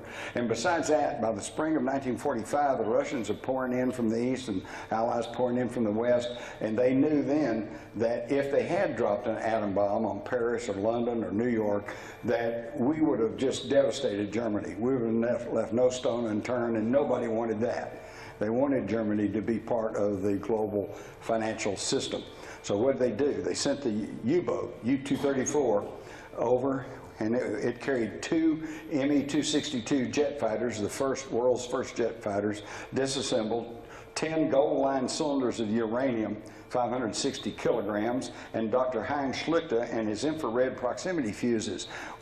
Two things in early 1945. Roosevelt was told that we were using centrifuges to enrich uranium, and it was a very slow, tedious process, and we only had enough enriched uranium for 1 atomic bomb, and of course we had to test it.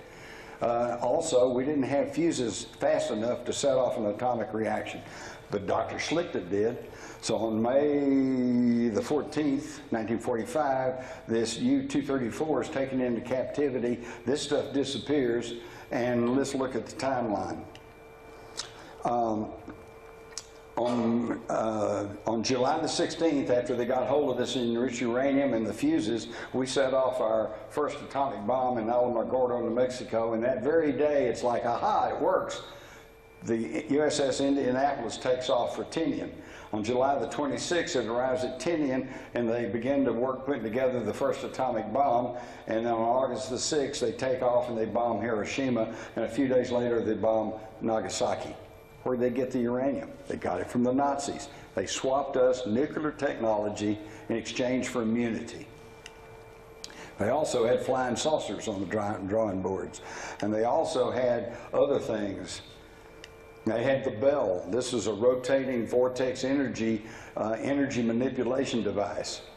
And where did they get this unearthly device? Because we know about remote viewing now. Well, the Nazis were using the same thing. They were using psychic research and under the auspices of a program called MAGIC. And I find that really interesting because those of you that have studied the UFO field, you know that the group in charge of the UFO issue in this country early on was Magic 12. And then they changed it to Majestic 12, probably to distract us so we wouldn't be thinking about this direct connection to the Nazi program. And so where were they getting all this stuff? Well, we've seen the Indiana Jones movies. The Nazis went all over the world getting all of this ancient technology and ancient knowledge. And where was all of human history was gathered in one place, primarily one place, and that was the Iraqi National Museum. In fact, I have in my files newspaper articles from 1999, 2000, said they were making amazing new discoveries in Iraq, in the ancient Sumerian cities of Uruk and Ur. And these were done by French and German archaeology teams. And I find that really, really interesting because if you'll think back, France and Germany were the two countries most opposed to our invasion of Iraq. They even think they found the tomb of Gilgamesh, who has long thought to be a mythological character, but now they're pretty much convinced that he was actually a real person. Now let's go back again to the Bible, because Saddam Hussein believed himself to be the reincarnated Nebuchadnezzar. The mainstream media told us this, and he was rebuilding Babylon. So he was probably well aware and very interested in trying to regain this ancient ET technology. So let's look at King Nebuchadnezzar. What was that story all about? We'll go back and read Daniel, and you find that he built a structure out of gold. Now, it's come down to us as a fiery furnace, but obviously that wasn't it, because people would go in and come out. Of course, his people would die, so apparently he was creating an energy field. very similar to what Michael Tellinger was describing, only perhaps more intense. So Nebuchadnezzar then goes down to Palestine and brings the 3 Hebrew priests up there, Shadrach, Meshach, and Abednego, and he says, I want you to make this work, because he knew the Hebrews had the Kabbalah and other ancient writings, and that they may have knowledge of this technology. And they said, well, you're not our king, and you don't believe in our God. We're not going to, work for you. He said, well, I'm going to throw you in there, and you're either going to make it work or you're going to die. But interestingly enough, if you read closely, they didn't just throw them in. It says first they donned their hats, coats, and other garments. What's that got to do with anything? Did they put on radiation suits? But the key thing is that after a while, he didn't want to get anywhere near it. So Nebuchadnezzar says, are they in there? And his minions say, yes, O king. You put 3 in there, now there's 4 people in there. A 4th person? Who's the 4th person? He said, well, who's that? And they said, it's a son of God. And that's all we get. We don't know what happened after that. We don't know who that was, where he came from, or what happened to him. Obviously, they had created a stargate, or a wormhole, or an energy field through the space-time thing. But whatever it was, it really impressed old Nebuchadnezzar, because he put Shadrach, Meshach, and Abednego in charge of Babylon. So here again is further evidence of these ET technology in the ancient past. Never mind Ezekiel and his flying wheel. UFO. Now that leads us to the war in Iraq. Towards the end, Saddam Hussein said, okay, weapons inspectors can come on in. Our own weapons inspector, Scott Ritter, said, hey, they don't have any weapons of mass destruction. And Bush said, I don't care, we're going to attack anyway.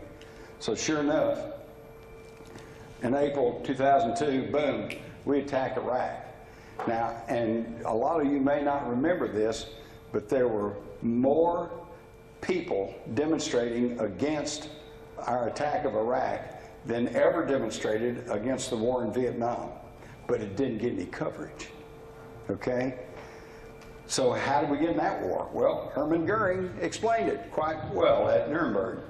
He said, well, of course, people don't want war. That's understood. But after all, it's the leaders of the country who determine the policy. And it's always a simple matter to drag the people along. Voice or no voice, the people can always be brought to the bidding of the leaders. That's easy. All you have to do is tell them they're being attacked and denounce the pacifist for lack of patriotism and exposing the country to danger. Does that sound familiar? Yeah. You know, I guess I'm a potential enemy combatant, because I'm sitting there trying to speak my truth. You can't do it anymore. This is 1984. It's just a little late. Okay, so we attacked Iraq, and what happened there? We looted the Iraqi National Museum. Oh, but we managed to guard the oil ministry. Colonel Matthew Bogdanos, who investigated this looting for General Tommy Frank, said the basement is what we've been calling the inside job, and I'll say it like a mantra. It's inconceivable that the basement was breached and the items stolen without an intimate knowledge of the museum. And from there, about 10,000 pieces were taken, and we've only recovered about 650 approximately. Okay, and they still don't have it. This was an op. We went in there, we made a beeline for Baghdad. They hired a crowd to act like rowdy looters. They went in, ransacked the place, while the operatives went straight to the basement. They found some glass cutters that were not commercially available in Iraq. Some of the cases had been mysteriously unlocked. Some of the guards were suspiciously missing, and a lot of very expensive looking fakes were bypassed. They went straight for the ET stuff. That, my friends, is why we went into Iraq. And that's why, by making a beeline for Baghdad, we violated basic military strategy, which is to set an objective, seize your objective, consolidate your winnings, you know, take charge of the countryside, move on to the next objective. We didn't do that. We just made a beeline for Baghdad, left the countryside unpacified, and it's taken us all this time and all these lives on all sides to try to pacify that country. So who got the ET technology? We can trace it all the way back. First, the knowledge was passed through the mystery schools of Egypt and Greece, then resided in Solomon's temple, then the Knights Templars got it. They created the stonemasons and the Rosicrucians, then the Freemasons and the alchemists had it, and passed it along to the Illuminized Freemasonries through Bacon, underground stream of knowledge, then the Illuminized Freemasons, and then to the round tables funded by Cecil Rhodes, who made Jillian out of South Africa. And then the Nazis got Solomon's treasure, and it was turned over to the U.S. military-industrial complex. Now we got Area 51, and we got all these secret bases. And of course, it's being run by the Council on Foreign Relations, and its offshoot, the Trilateral Commission, and then the Inner Core Elite, which meet once a year under the name Bilderbergers. And you can read all about that in my book, our Rule by Secrecy. Notice how close the stylized logo of the Trilateral Commission is to a swastika. All right, we've talked about that. Now, are they still controlling, with the printing press and the Gutenberg Bible, and people are beginning to read the Bible where it is today. In 2011, in a study by the Swiss Federal Institute of Technology, we found 43,000 multinational corporations are controlled by 1,318. I think the globalists, the New World Order guys, are getting desperate.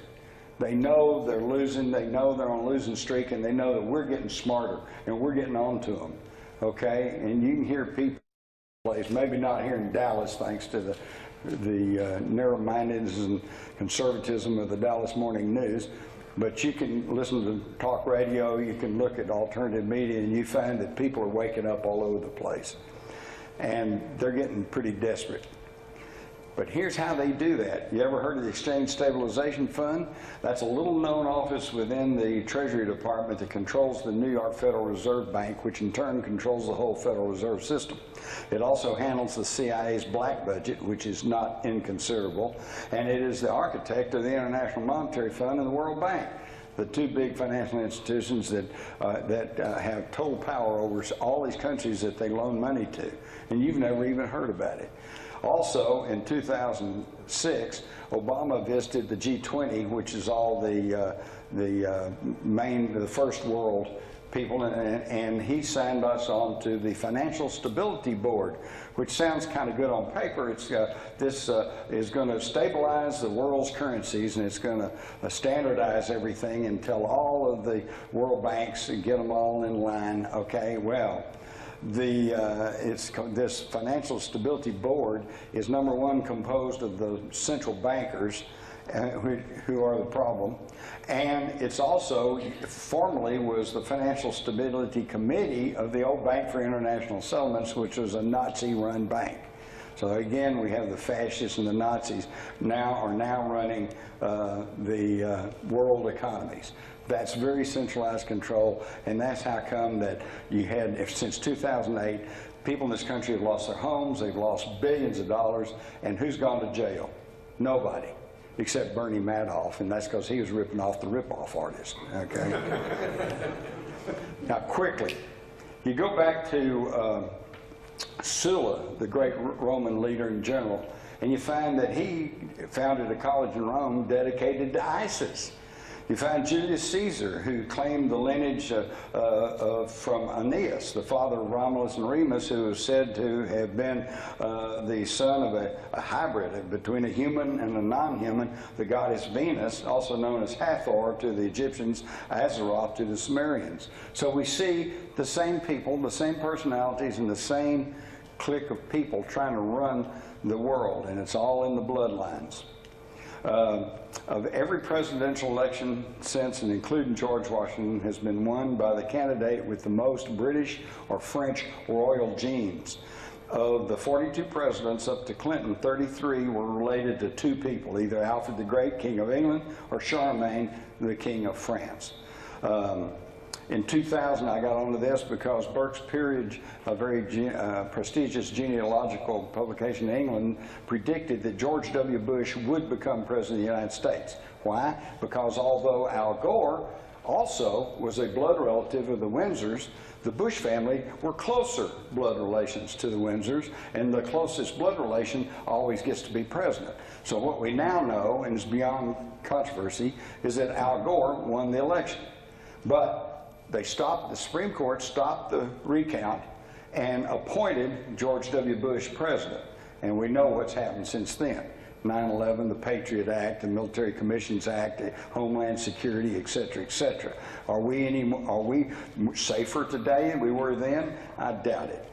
But the only good thing is that now we've got Barack Hussein Obama. Surely he's not part of that bloodline. Oops, yes he is. Because according to no less than Dick Cheney's wife, Lynn Cheney, as she was investigating their family's genealogical background, she finds that that Barack Obama is an 8th cousin of Dick Cheney. He's a descendant of Maureen Duval, a French Huguenot whose son married the granddaughter of Richard Cheney, who had arrived in Maryland in the late 1650s. Now, if that's not bad enough, according to the Chicago Sun-Times, both Cheney and Obama are related to the Bushes. And they're all related to the Windsors. And the Windsors aren't even their name. Windsor was the name of the castle they had. They're Mountbattens. And before that, they were Battenbergs. But they changed it in World War I because Battenberg was too German, and they were at war with Germany. And if you read my book, The Rise of the Fourth Reich, you'll know that a few years ago, a note was made public from the Queen during World War II that said, oh, I'm okay with the Nazis taking over England as long as they guarantee the monarchy.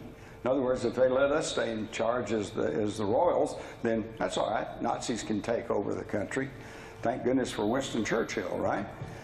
All right. And so the Windsors and the Mountbattens, the Battenbergs, they're all Germans. So it's all the same bloodline. And even Bush and Obama are both 10th cousins removed because they're linked to a 17th century Massachusetts couple, Sarah Sewell and Samuel Hinckley. And Hinckley is a distant relative of George Herbert Walker's good friend, John Warnock Hinckley, whose son, John Warnock Hinckley Jr., is the guy they say shot Reagan. Now, how incestuous do you want to get? You know, I don't think any of us in this audience, can you claim that your ancestry traces right back to the Windsors and therefore back to Charles and back to Charlemagne? No, it's all the same bloodline. And we don't know this why, because there are now 5 corporations with interlocking boards of directors that control everything you see in here. And I'm not just talking about news, I'm talking about magazines, books, publishing, billboards, cable, movies, music, you name it. That's very tight control. So, thanks, news media. We couldn't control the people without you. All right, we're moving right along. For example, September the 12th, 2009, 2 million people marched on Washington protesting Obamacare and the things that were going on. Do any of y'all remember that? No, because it wasn't reported on. How's that for a news media? And now, of course, today we've got all the alphabet agencies that are reading your email and intercepting your electronic communications. I think the only way we can beat this is just overload the system. Every time you pick up your phone and you're calling your mom, say, hey, Mom. Say, hey, Mom, Osama bin Laden, nuclear weapons, Pakistan, terrorists, bombs, you know. By the way, how are you? Overload the system. Make them listen to everybody. I mean, they're trying anyway. Look at what our police has become. Now, it used to be peace officers to serve and protect, and now they come around and beat up on you if you don't have an ID you can show quick enough, spraying people who are sitting there just simply trying to exercise their First Amendment rights, you know, and now they're being given machine guns and flamethrowers and tanks and APCs and all this stuff by Homeland Security. They're militarizing our police forces, and they're turning it into a national military. Which is in direct contradiction and violation of Posse Comitatus, which was a law passed following Reconstruction that states quite specifically that the U.S. military cannot be used to police the civilian population. But they're doing it anyway. It all started with 9/11. And I'm not going to get into that. I can give you a whole program on that, except I do want to point out, what do we know about 9/11? Well, we know that 19 crazed Muslim hijackers using box cutters overtook these 4 airliners and crashed them into those buildings, right? How do we know that? We only know that actually because of one thing. There were various phone calls, but only one or two were actually completed to anybody that they actually knew. We know that because of Barbara Olson's husband, Ted Olson, who was a Bush appointee, who told us that he got calls from his wife, and she said, I'm on the plane, they're using little box cutters, and they've taken the flight crew and the passengers, and they've herded them to the back of the plane, and we've been hijacked, okay? All right, but then it was pointed out that you couldn't use a cell phone at that time from that distance, and it's true. So Ted Olson backed off and said, well, she must have used the radio telephone in the back of the seat. Well, then it was found out that that particular aircraft she was on didn't have the phones on the back of the seat. And then to add to all of this, in 2006, when they put Zachariah Missouri on trial, the FBI showed up with all of their data and all their evidence, and among this was all the phone calls made on 9/11. And what does their data show? There was only one call attempted by Barbara Olson, and it was, quote, unconnected. There was no call from Barbara Olson. So how do you know what happened on 9/11? You don't. But nobody even mentions Building 7, which at 5:30 that afternoon just dropped right into its own footprint, only had a few desultory fires in it. What caused that to come down? Well, let's go look in the official 9/11 Commission report. They don't mention it. They don't freaking mention this building, 47-story steel glass building that just collapsed that afternoon, and they don't mention it. How's that for a report? However, the official 9/11 Commission chairman, or not chairman, but the senior counsel, John Farmer, a former New Jersey Attorney General, in 2009 stated, in the course of our investigation into the national response to the attacks, the 9/11 Commission staff discovered that the official version of what occurred that morning, that is, what the government military officials told Congress, the Commission, the media, and the public about who knew what and when, was almost entirely and inexplicably untrue. So, folks, if the senior counsel, the head lawyer of the 9/11 Commission tells you what they told you is untrue, what's the problem with people like me asking, well, what's the truth? Who's behind the curtain? Woodrow Wilson says there's biggest men in America are afraid of somebody. They're afraid of something. They know there's a power somewhere so organized, so subtle, so watchful, so interlocked, so complete, so pervasive, they better not speak above their breath when they speak in condemnation of it. And boy, what do they want? Prince Philip pretty well speaks for these globalists when he says human population growth is the single most serious long-term threat to survival. If it isn't controlled voluntarily, it'll be controlled involuntarily by increasing disease, starvation, and war. And to show you how serious he is, he's also quoted as saying, in the event that I'm reincarnated, I'd like to return as a deadly virus in order to contribute something to solve overpopulation. Folks, they want you dead. And they're doing a good job of it. Look what they're doing. They're spraying you. They are giving you bad vaccines and inoculations full of all kinds of stuff. They've got fluoride in the water, and they keep talking about increasing it, although we now know fluoride accumulates in your brain, calcifies it. All right? In fact, the primary ingredient, one of the biggest ingredients of Prozac, which is one of the most abused prescription drugs in America today, is sodium fluoride. It numbs you down. Hey, feeling pretty good today. You know? Is this why that we're all now just passive and non-resistant and letting the government get away with all kinds of stuff and live? I'm not even going to go into genetically modified organisms that they're putting in the food, breaking up the food chain. Circumstantial evidence indicates it might be behind the deaths of the birds and the dolphins and the bees. What are they doing? They're wrecking the world. So are we a nation of law, or are we a lawless nation? We're expected to obey the law, and if you try to argue with the cop about, well, I really wasn't doing anything that bad, or hey, I'm getting ready to leave this parking spot anyway, it's not up to me, it's the law. Well, how about them? Why don't they obey the law? Speaking of, y'all heard about the big raid in Arlington, right? Thousands of dollars spent, helicopters, 50 cops, held the mother of a 2-month-old baby, handcuffed for 10 hours, wouldn't let her hold her baby, all right? Because they thought they might have had marijuana. And what'd they get? Tomatoes. This is what we're having, folks, even though 2 states have already legalized it. But we're so backwards in Texas. If I go to Colorado, I can sit down and smoke some pot with a friend of mine, but if I bring it back to Texas, I've got 20 years to do in the jug. This is insane, folks. We need to start waking up. We need to start doing something. So, it's not fascism if we do it. And what's wrong with them? Why would they want to kill the goose that lays the golden egg?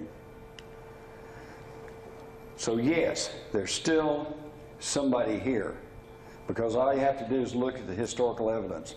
The flying boats of the Egyptians, the flying shields of the Romans, Ezekiel and the fiery wheel, the crop circles that go back to the Middle Ages, the abduction phenomena, the cattle mutilations, and the UFO accounts from all over the world. Somebody's still here. So that leaves us 3 possibilities here. We know there was ancient astronauts. We know there are ETs on the Earth. We know that at least some of them are still here. And we know that there's a small group of people, interrelated, blood-related, that can be traced all the way back to the Anunnaki. And they're trying to run the world. So there's 3 possibilities. Either this ruling elite, these New World Order people, are trying to contact these ancient creators, or 2, they've already in contact with them and are being guided, if not controlled by them, or number 3, they are the ancient creators, the Anunnaki, the serpent kings of legend. Because I ask you, are they just simply greedy corporatists? Are they simply inept and stupid?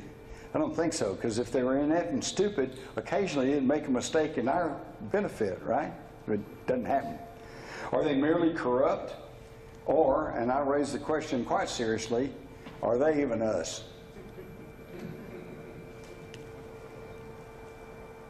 Remain calm. Just keep voting the 2-party system, pay your taxes, listen to the control media, and pay no attention to conspiracy theories and alternative news. And if you want to find out more, read my new book, Our Occulted History, and I thank you for your time.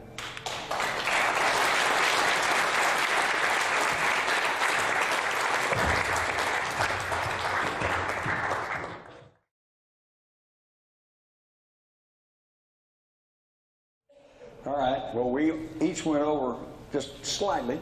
We're really pretty much on time, I think. So we're willing to take any hard-nosed questions. Let's try to keep it short and sweet, because I know some of you probably have to get up and go to work in the morning. Any questions? Yes, sir. Just want to announce you're going to be at Lakewood at Lakewood Theater? Is that where you're going to be? At the Lakewood Theater? No, the Mecca Restaurant. Mecca Restaurant in Lakewood. Got copies. You're going to be speaking. Right. If you want to hear more about 9/11, come to that meeting. I'll give you the whole rundown, and it's going to blow you away, because there is enough information available, publicly available now, about 9/11 that it makes the Kennedy assassination truly look like a deep, dark mystery. Okay, any other? Yes, sir. Michael, did they let you keep the stone at the airport? I'm sorry? The question is, did they let me keep the stone at the airport? Yes, they did. They didn't know what else to do. I delivered it to Nassim Haramein on Kauai. So it's now with him at the Resonance Project Research Institute, and they're going to hopefully they've already started doing research with it by testing what happens when you fire sound frequencies into the center of the stone. We know, and I know, that it creates pulses of huge energies. It's a toroid vortex generator, that's what it is. I'm dying to hear what kind of results they get from the experiments. Yeah. You didn't tell the agents there. That's why I wanted to see the stone, right? Yeah. Yeah. Well, they thought that, I'm sure they thought they really had something, and they get this rock, you know. It's like, I'd like to also just add to what Jim ended with, that it's time that we actually stop talking about the past and the problems. There are many brilliant books. There's huge amounts of information. Jim has contributed volumes of information to the atrocities of the past. But while we now become familiar with what happened, we need to start looking at the future. And this is what what I'm really all about, understanding. He's going to tell you about contributionism. Yeah, I'm just going to keep it very short because then I want to carry on with Q&A. So as part of the Q&A, Jim, don't go anywhere. Oh, okay. Just part of the Q&A, I just want to throw in there that the whole Ubuntu contributionist philosophy came out of studying what happened in the past. Because without studying that, I wouldn't have stumbled upon the obvious answers to put together as what I believe a very sound and serious philosophy for the future of humanity. And that philosophy is to move away from the tools of enslavement. And the most powerful and obvious tool of enslavement is money. So the way you overcome or bypass the control is stop using their money. Just let's stop doing that. It's not going to be easy. There are steps and gradual steps towards doing that. But we have to start thinking about it. We have to start discussing it. And we have to start realizing that we are in control. This is our planet that has been stolen from us. And if we don't start doing something about it and sharing it with our friends, we're going to continue being abused and molested like little infants without any help. And let's stand up and stop being, helpless infants and start being responsible adults of consciousness, human beings of blood and sweat and blood, flesh and blood and infinite soul that have got a brain, that have got a connection to the divine creator, that can take responsibility for our own future and our evolution of consciousness. Start taking control. And that thing is, let us stop using the tool of enslavement that has been shoved down our throats. So that means we're going to stop using the money and move towards a moneyless society. I call it contributionism. The ancient cultures call it Ubuntu. That's the African word for it. All ancient cultures have a similar explanation or a similar expression to Ubuntu. For a world without money, where communities live together in abundance because they care for each other. Money doesn't get in the way of their achievements and their progress because money is just a hurdle to progress. Why do we need to go to the bankers to ask them, because our community needs a bakery? Why do the bankers need to interfere? Let's just build a bloody bakery so we can feed our community. If we need to farm or create new technology, why do we need the bankers to give us the tools by which... And you build a bakery, all you got to do is ask around, and there's somebody in your community who says, I love to bake. Exactly. Let them be the baker. Exactly. So and they bake, and you take them tomatoes. Well, the thing with Ubuntu contributionism, it's what I normally I talk about the simple steps that lead us to it, is when you start wrapping your head around a world without money. At first, when you overcome the shock, because most of us are so poisoned by capitalism, that the first thing we experience when we think about a world without money, we go into shock. Oh my God, how are things going to work? How are we going to get things? I'm going to starve. I'm going to... No, it's the opposite. If we all don't have money, if you don't have money, you're in trouble. But if we all don't have money, we start to work together. That's what happens, I guess that there might be a few problems in the beginning as we stabilize to it, but we're not all going to have money, or we're all not going to have no money at the same time. We might be forced into it against our will. So what we have to do is start thinking about it. What are we going to do if tomorrow morning, either because a giant meteor struck the planet, or a giant solar flare fried all the satellites and left us completely incapable? There's no cell phone communication, no satellites, no internet, no television, no cars run because all the circuit boards have been fried by the electromagnetic pulse. Or what happens if simply the dollar goes down and people around the world quit using it? They're already doing this, and it's going to start snowballing, and there gets to be a point where it's going to be worthless, and we're going to be like the Germans in the 20s. You have to take a wheelbarrow of inflated money to go buy something. I mean, today, I remember when hamburgers were 15 cents. I hate to date myself. 15 cents. Today, I got him a cheeseburger and it's $9.95. Yeah. And I did get a cheeseburger. Jim actually bought me a cheeseburger on the way here. The point, people, is the world without money, or Ubuntu contributionism, is so simple. We cannot screw it up. The reason I say this, and it's all in my new book, Ubuntu Contributionism, A Blueprint for Human Prosperity. It's a beautiful story of a bright light at the end of the tunnel. The new hope for humanity. There is only one new hope for humanity. And this is the one. Moving away from money, taking control of our own destiny, not allowing others or central bankers or global bloodline families to keep controlling the rest of the global population. We are the people of this planet. We need to take back the control. And once you realize that the moment you remove money from the system, you remove greed, gluttony, hoarding, crime, corruption. None of that can exist because all of that is a consequence of money. Exactly.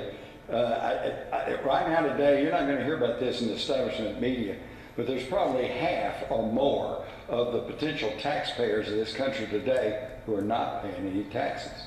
It's only a small percentage of people that are still paying taxes. And why haven't they done something with them? Because most of these people not paying any taxes are poor people. They don't have anything. So if you hadn't got anything, the government hadn't got any reason to come after you.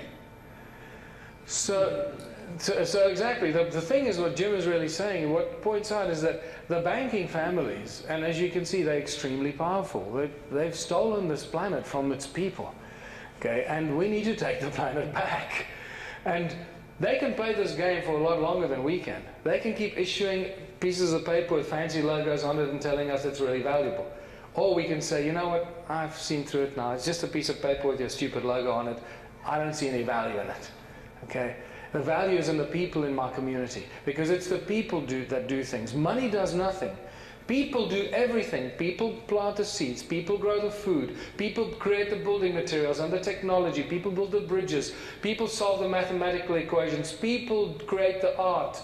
And people develop the culture. And people grow in consciousness. And only people are capable of infinite love. Money does nothing.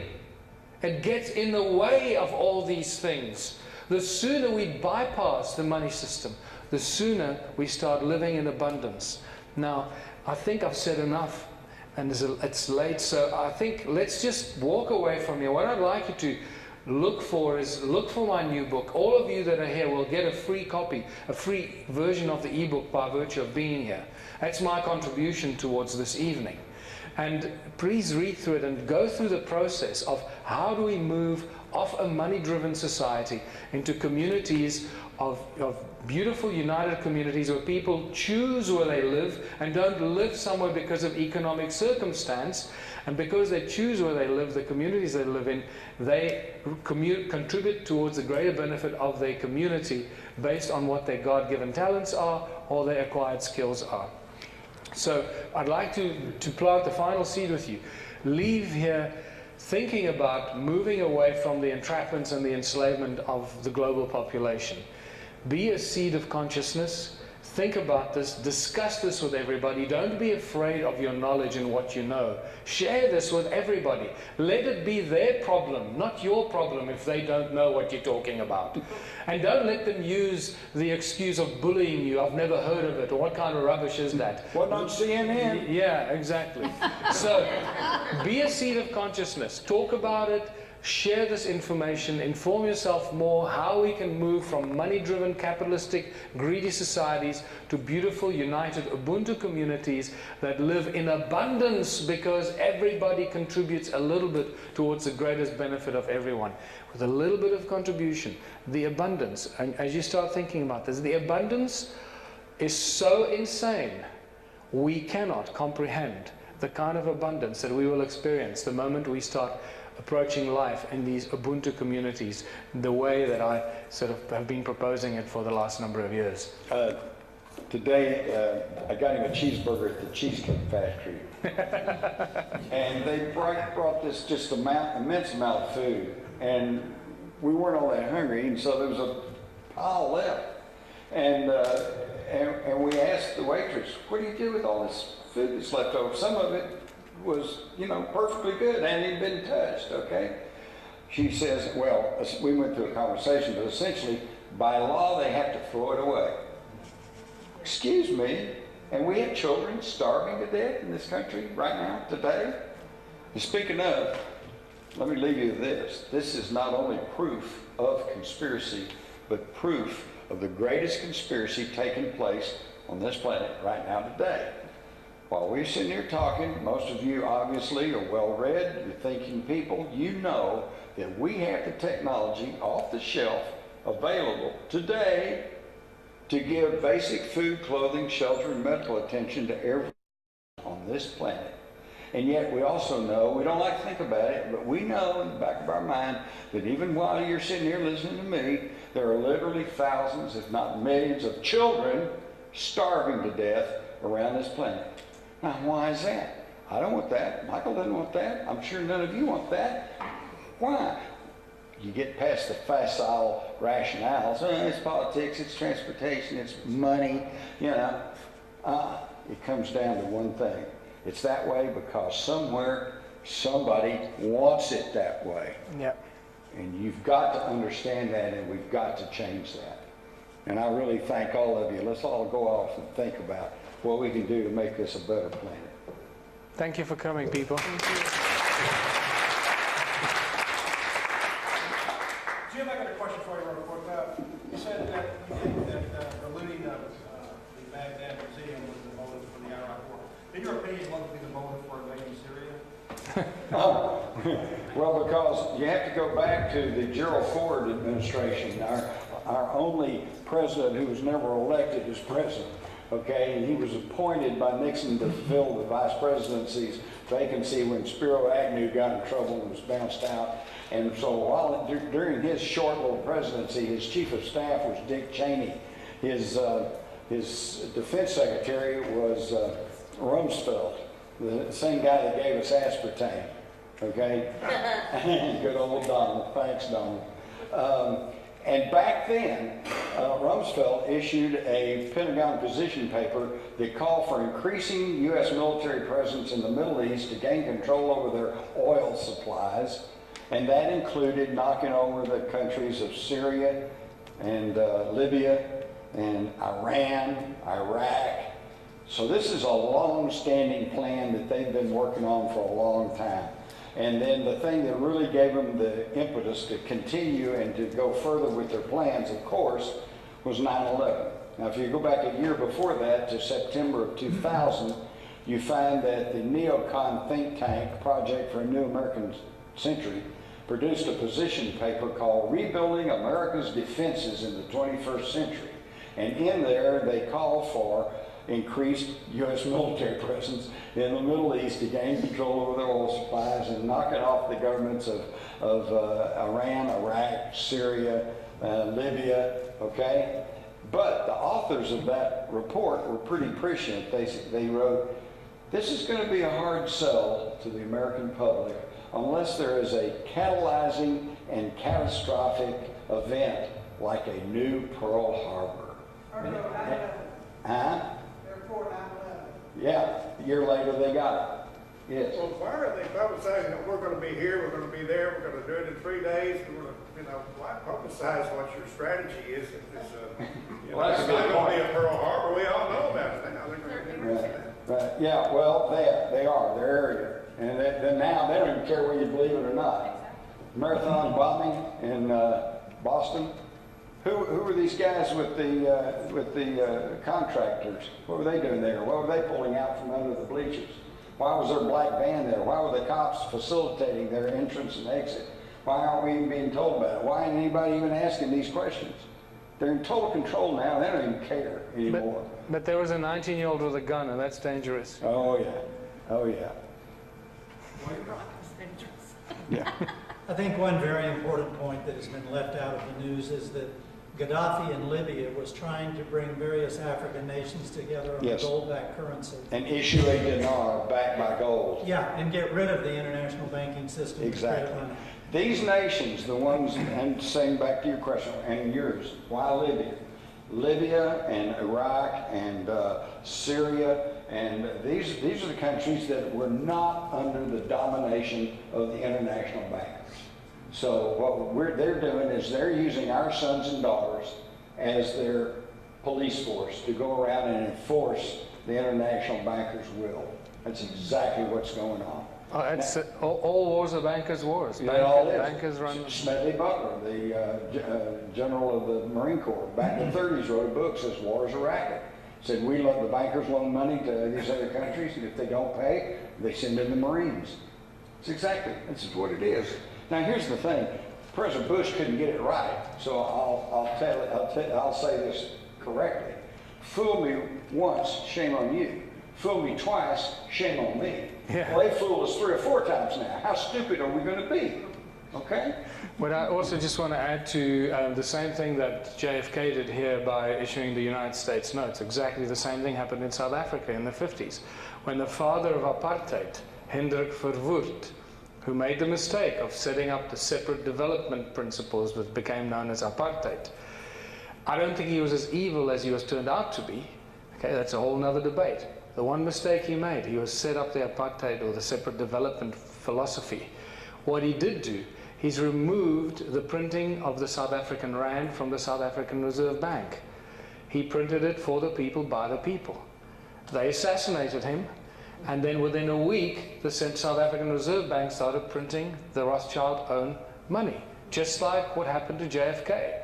He got in their way, and they used the apartheid as a thing to tarnish him and make him look really bad. It was not about the apartheid, it was about the fact that he printed South Africa's own money. At that point in history, South Africa was the most powerful nation on earth, which you may not know. Militarily, intelligence agencies, gold, platinum, natural reserves, and they printed their own money. That was a big problem for the international bankers. They had to get rid of Hendrik Verwoerd at all cost. And that reminds me, Kennedy was actually the second U.S. president to issue interest-free money. The first being Abraham Lincoln, who printed greenbacks, okay, interest-free money, and to fund the war between the states. And folks, I for one do not feel like it was sheer coincidence that both of those presidents were shot in the head in public. Yeah. Yes, sir. Question about the Civil War funding. I think you talked about how both sides of the Civil War were funded by the same bankers. Right. Well, if you read my book, Rule by 60, you'll find that Otto von Bismarck made it pretty clear. He said the Rothschilds wanted to regain North America, so they were funding both sides, both the North and South. They sent their minions to North America, created something called the Knights of the Golden Circle, of which Sam Houston was a member. And the whole idea was to create a slave-owning empire, including the Gulf of Mexico and the southern United States. And in other words, they fomented this civil war. They said that, number one, there was nothing civil about it. And number two, it was not truly a civil war, which is defined as factions within a political entity that fight with each other. The southern states withdrew after having votes. They voted to withdraw. This was one country against another, but of course they never acknowledged that, and might makes right. Any other questions? Yes, ma'am. Well, I was curious, what is the energy grid that you didn't go into? Oh, she wants to know the energy grid. The energy grid? Yeah, for around planet Earth? There seems to be this energy grid around planet Earth that the military and the Air Force have been referring to as the rules. And some people claim they don't know where it comes from, but it's always been there. I believe that those at the top really know where it comes from, and it comes back all the way from the Anunnaki days, as you could see in the Sumerian tablets. It were probably put up there by Enki and Enlil and the Anunnaki. I believe that that is the grid that is often referred to as the karmic trap. And this is a big shock to the system for many people that believe in karma, and that karma is a natural order of things. That is not necessarily so in this reality. Karma might be a natural order of things in a universe of free will, where your soul decides to reincarnate and take on many, many lives, which is a beautiful way to exist, isn't it? Or to experience an endless number of experiences. But if you're forced to reincarnate without knowledge or remembrance of your past lives, not understanding why you've had to reincarnate and go through more turmoil, more hardship, more torture, more tyranny, that is not karma. That's called a karmic trap. And this is what the Anunnaki seem to have done. possibly on their own, possibly with the help with other ETs, but this is this energy grid that seems to be around planet Earth, where when your soul leaves your body and wants to reconnect with a source, it gets fried, basically. Ashiana Dean refers to it as blank slate technology, or BST, where the term beast might actually emanate from. And that's the beast that then sends your soul back completely like a baby soul, not knowing what the hell it's doing, where it comes from, and having to go through the experiences until what happens? Until you reach enlightenment, until you realize that you don't have to do this, that this is the cycle that actually happens. And only when you reach this moment of enlightenment, when you realize that you're enslaved physically, because you were cloned species, you're enslaved mentally, emotionally, and spiritually, that your soul doesn't even remember where it comes from. Only then do you reach what I now call enlightenment. This is my latest version of understanding what enlightenment really means. That you can then take your own decisions to step out of that cycle of enslavement and move on. Don't have to come back. And this is what I believe Christ, the Buddha, and all the great prophets of the past have been trying to tell us. But their words were distorted and the message was distorted. And this is, I think, what's coming out now. And yeah, that's it. Yeah. I just want to point out, if you go back and start talking to your friends and or relatives, and they say, "Are you trying to tell me that aliens created us?" I just want everybody to clearly understand, and I know Michael and I are talking, we agree on this too. They didn't create us. All they did was improve the breed. The same thing we do to animals, same thing we do to dogs and cats and horses and cows, except they did it by DNA manipulation and we do it by breeding, okay? And what's really fascinating is if you read the Sumerian tablets, when Enki says, I think I can tweak the DNA of these earth primitives and create this worker race, they had the same ethical arguments that we're having today. They're saying it's not right for us to play God. Only God can create things, which is pretty amazing to me. That means even the Anunnaki, who at the time the humans thought they were gods. But the Anunnaki knew they weren't gods, but they did believe, obviously, in a creative, universal creative force, which is a pretty good definition of God. And so Enki said, well, we're not creating anything, we're just improving the breed. And so, yes? Isn't the 2012 alignment waves and all of the stuff basically ending that cycle? Yeah, that's really what the last part of my presentation normally is, where I go through the fact that our DNA is being activated, right? You all know this. If you don't know it, that's a scientific fact. It's not just somebody's theory. Our DNA is being activated. More and more of our DNA is being used. Some scientists now claim that we're using maybe up to 30% of our DNA. I don't believe that because we're still pretty stupid. But we're still behaving stupidly enough. And by stupid, I mean even the lack of confidence or courage to talk about it is expression of that behavior. You know, so I believe that that's absolutely true. Our DNA is being activated. So what does that mean? That means that now the DNA causes us to think higher thoughts, of higher consciousness. That creates a feedback mechanism which activates more of our DNA. So we have now become the catalysts of our own enlightenment. And that's the most exciting thing. It's not stoppable. We can't stop it now. And it is definitely a consequence of crossing the galactic equator, the very powerful energies that we've been exposed to. But it's not only that. We are getting help from other higher dimensional beings, and that is without any question. If some of you are doubting that, please go and speak to people that do channeling, that are connected to multidimensional beings, that get this kind of information. And the corroboration of this information is so overwhelming that, once again, you can use the argument of probability. You know, so you can use scientific arguments to corroborate what would previously have been argued away as just being some wishy-washy, new age, silly arguments. No, we have some very serious ways of corroborating this information. And the whole prophecy of 2012, I think, has happened. It's a slow evolution thing. It's not suddenly the world changes, but it is changing. For example, everybody stop right now and think back. Think back to 2000 you're not living in the same world that you lived in 2003. Okay, so we are shifting all the time. Yeah. Okay.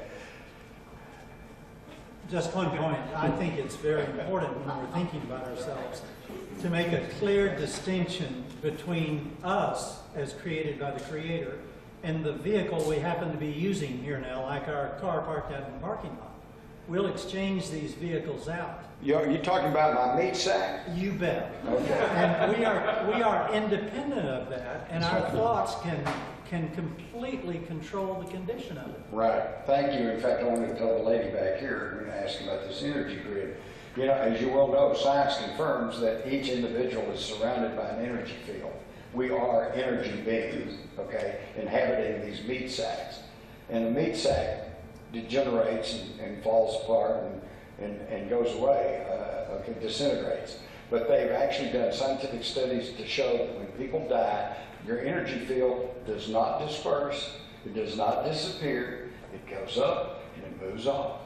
So the thing is, that's another thing. Think about the movies. If you want to get somebody to do something they don't want to do, what do? You threaten to kill them. Oh, don't kill me. I'll tell you everything.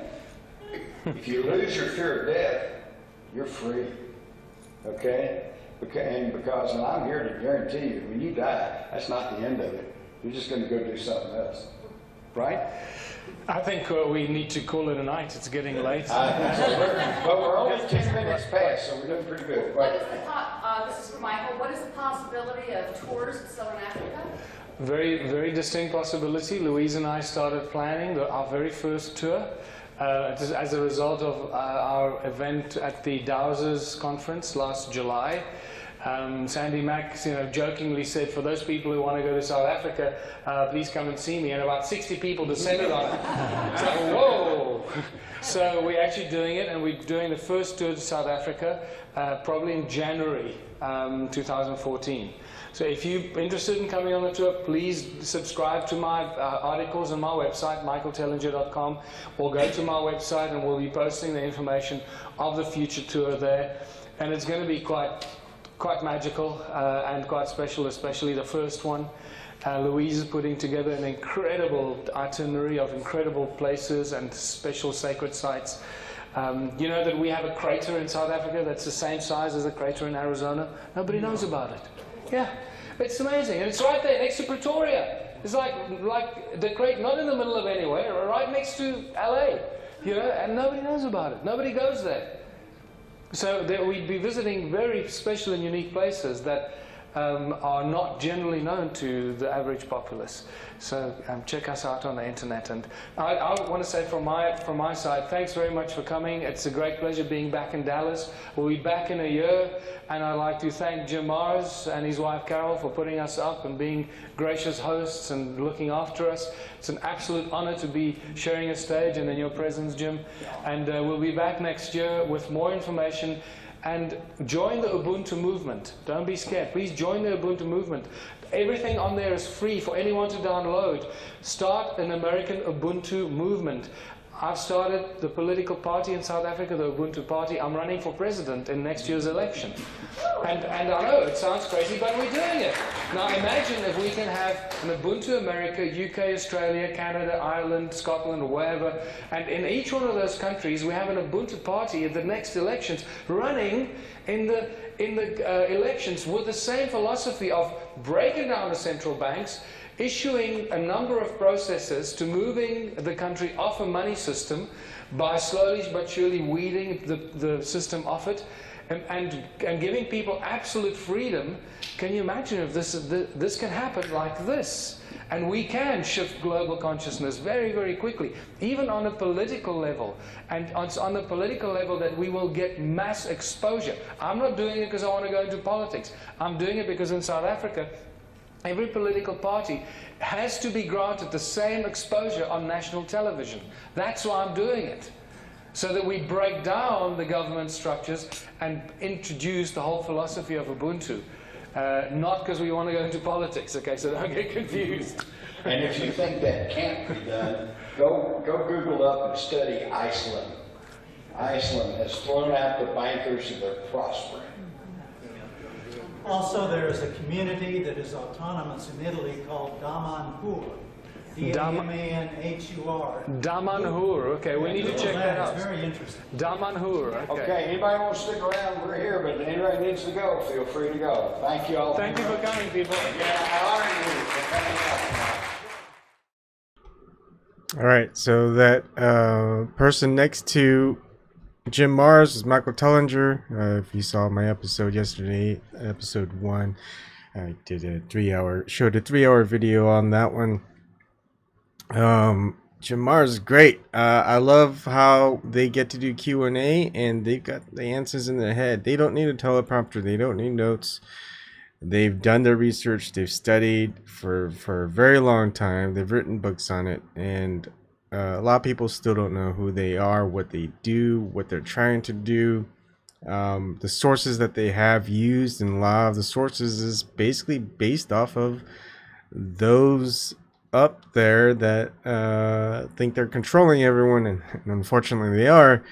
They're just saying things, saying exactly what they're doing, and people right now are so brainwashed they don't believe it. I could be telling you right now that I'm talking to you on a video live stream, live exactly, and live streaming to 6 different platforms at the same time. 1, 2, 3, 4, 5. Okay, maybe 5. Here we go. I don't believe it, even though I'm telling you right here. The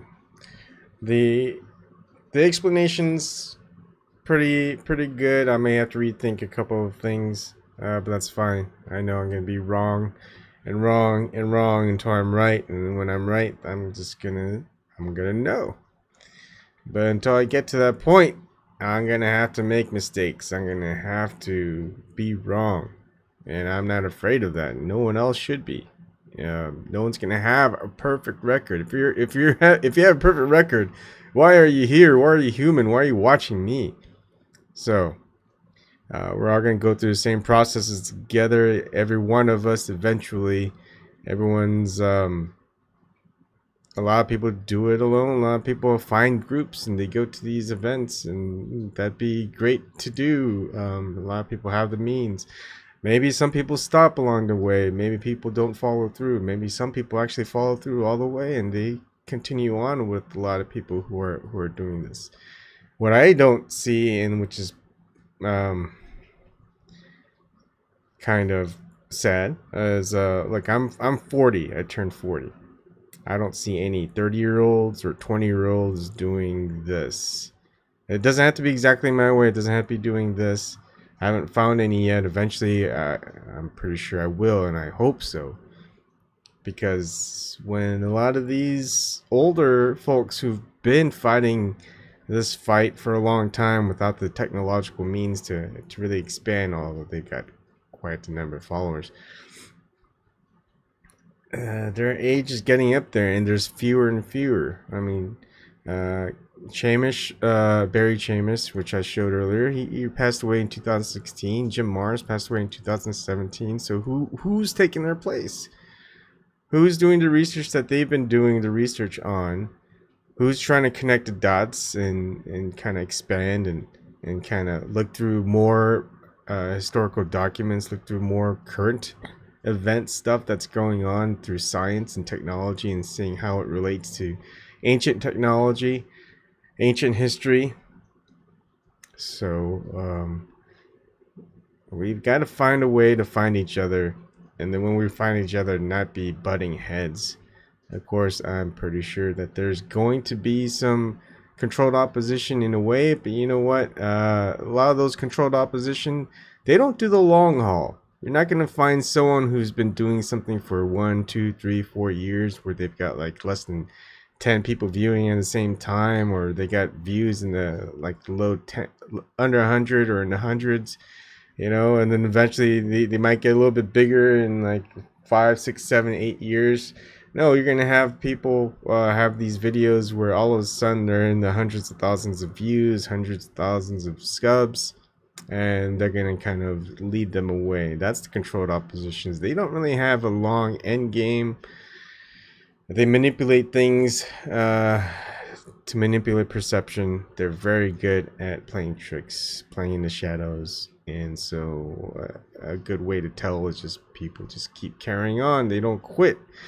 Even though they probably should. Everyone's probably thinking how crazy they are that they keep going about all this stuff. But something guides us along the way. And I know who it is. I know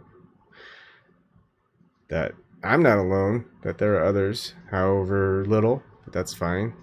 I mean, it has to start small, right? It has to start somewhere. And just gotta keep it going. That's the only way. We've been through this numerous times, almost every period throughout history, and we're still continuing this fight today to end the enslavement of us, the humans, the human race, enslavement of our own race from our own people. Can you imagine that? But you know, now I'm starting to think that it's not just our race. I think that we've been manipulated into it. Greed. I think there are ones who aren't from here know the abundance, and there's no need to be greedy. Those that aren't from here, they don't understand the abundance, and they go, well, I just want more. I can't stop. I mean, this is awesome. We just keep getting more and more and more and more and more and more, and you know, we don't have to stop. Well, everyone else are pretty much brainwashed as like, hey, if we're so abundant, then how come I don't get any money and I starve to death? Well, go plant some seeds. Go fashion some weapons. Go out and hunt. Eat some of the things that are wildly grown, that are called weeds these days, which pretty much, I'd say, at least 65, probably more % of the weeds out there are edible, yet no one wants to eat them. Everyone wants to eat what's garden grown. Of course, you know, you don't want to eat a lot of these wild plants that are in fields where, I guess, you know, Monsanto grown or Monsanto pesticides and stuff like that. But you know, and you're probably eating pesticide food, Monsanto grown food, GMOs anyway. So, you know, we'll see. I think I've got a long ways to go. I do. I understand that. And you're going to have a long ways to go too. But I think I like the idea of the Waldorf schools, and not that I've ever attended one or experienced one. Maybe I will. But they consolidate as much information in a short amount of time so people can understand it and go through it. And I'm in that process. So I know people can't watch 4-hour videos, 2-hour videos, 3-hour videos of mine and grasp anything great from it. So I've got to find a way to condense it, make it so if you want to know more about the details, but you want the underlying gist of the dots, you get the basic outline, you can follow through, and it's hopefully it can be done in just one nice big picture or 2 or 3, and then like a couple pages of words, maybe 10s, less than 100, hopefully, but it can get added to, rather than making a sequel where you have to own 2 books, 3 books, whatever. It's just next edition is just added onto, or some things that are omitted, but then lists the missions near the end, so people can know the difference between the first release, second release, whatever. And owning means owning, having, free. I think the Ubuntu movement is a good idea. I think it's great. As much as we can get away, free ourselves from every type of control, whether it be religion, whether it be money, we need to find ways to get away from it. And it's, as Jim Mars was saying earlier, the westward movement of human civilization, human tribes, just human migration in Europe, they kept escaping it because they didn't like the tyranny of religion and government. And now, as far as we know, there's nowhere else to go except if you want to go through Antarctica and, you know, go through their military that's guarding it. we've got to stand and fight now. Stand and fight for our freedoms. Well, I mean, we're not standing and fighting for greed. We're not standing and fighting for war, to kill others, to take from others. We're fighting to so no one takes it from us, no one kills us, to make war against us. We're just trying to be free. That's what we're fighting for, and that's what we're standing our grounds for. And you have to be not afraid of that. And first, you have to realize that you are enslaved, that we are in this enslaved system, and that what they tell us are lies, and that there's limited abundance for here on Earth, planet Earth. No, there's plenty of abundance. You know what they're doing though is they're making it less abundant. They're controlling it. They're constricting it. They're refining everything. They're taking it away so things don't grow as much. That there's a lot of poisons that kills everything out there already. Trying to control every growth that's out there rather than letting it grow wildly. So we're going to see a lot of that in comments, and a lot of these people that you're going to watch, that hopefully you've seen them and listened to them and you like them, that you're going to be exposed to more of them. I'm going to be exposed to more of them, and we're going to hopefully find more out there than just the popular ones. Okay. Thank you very much, and we'll see you tomorrow.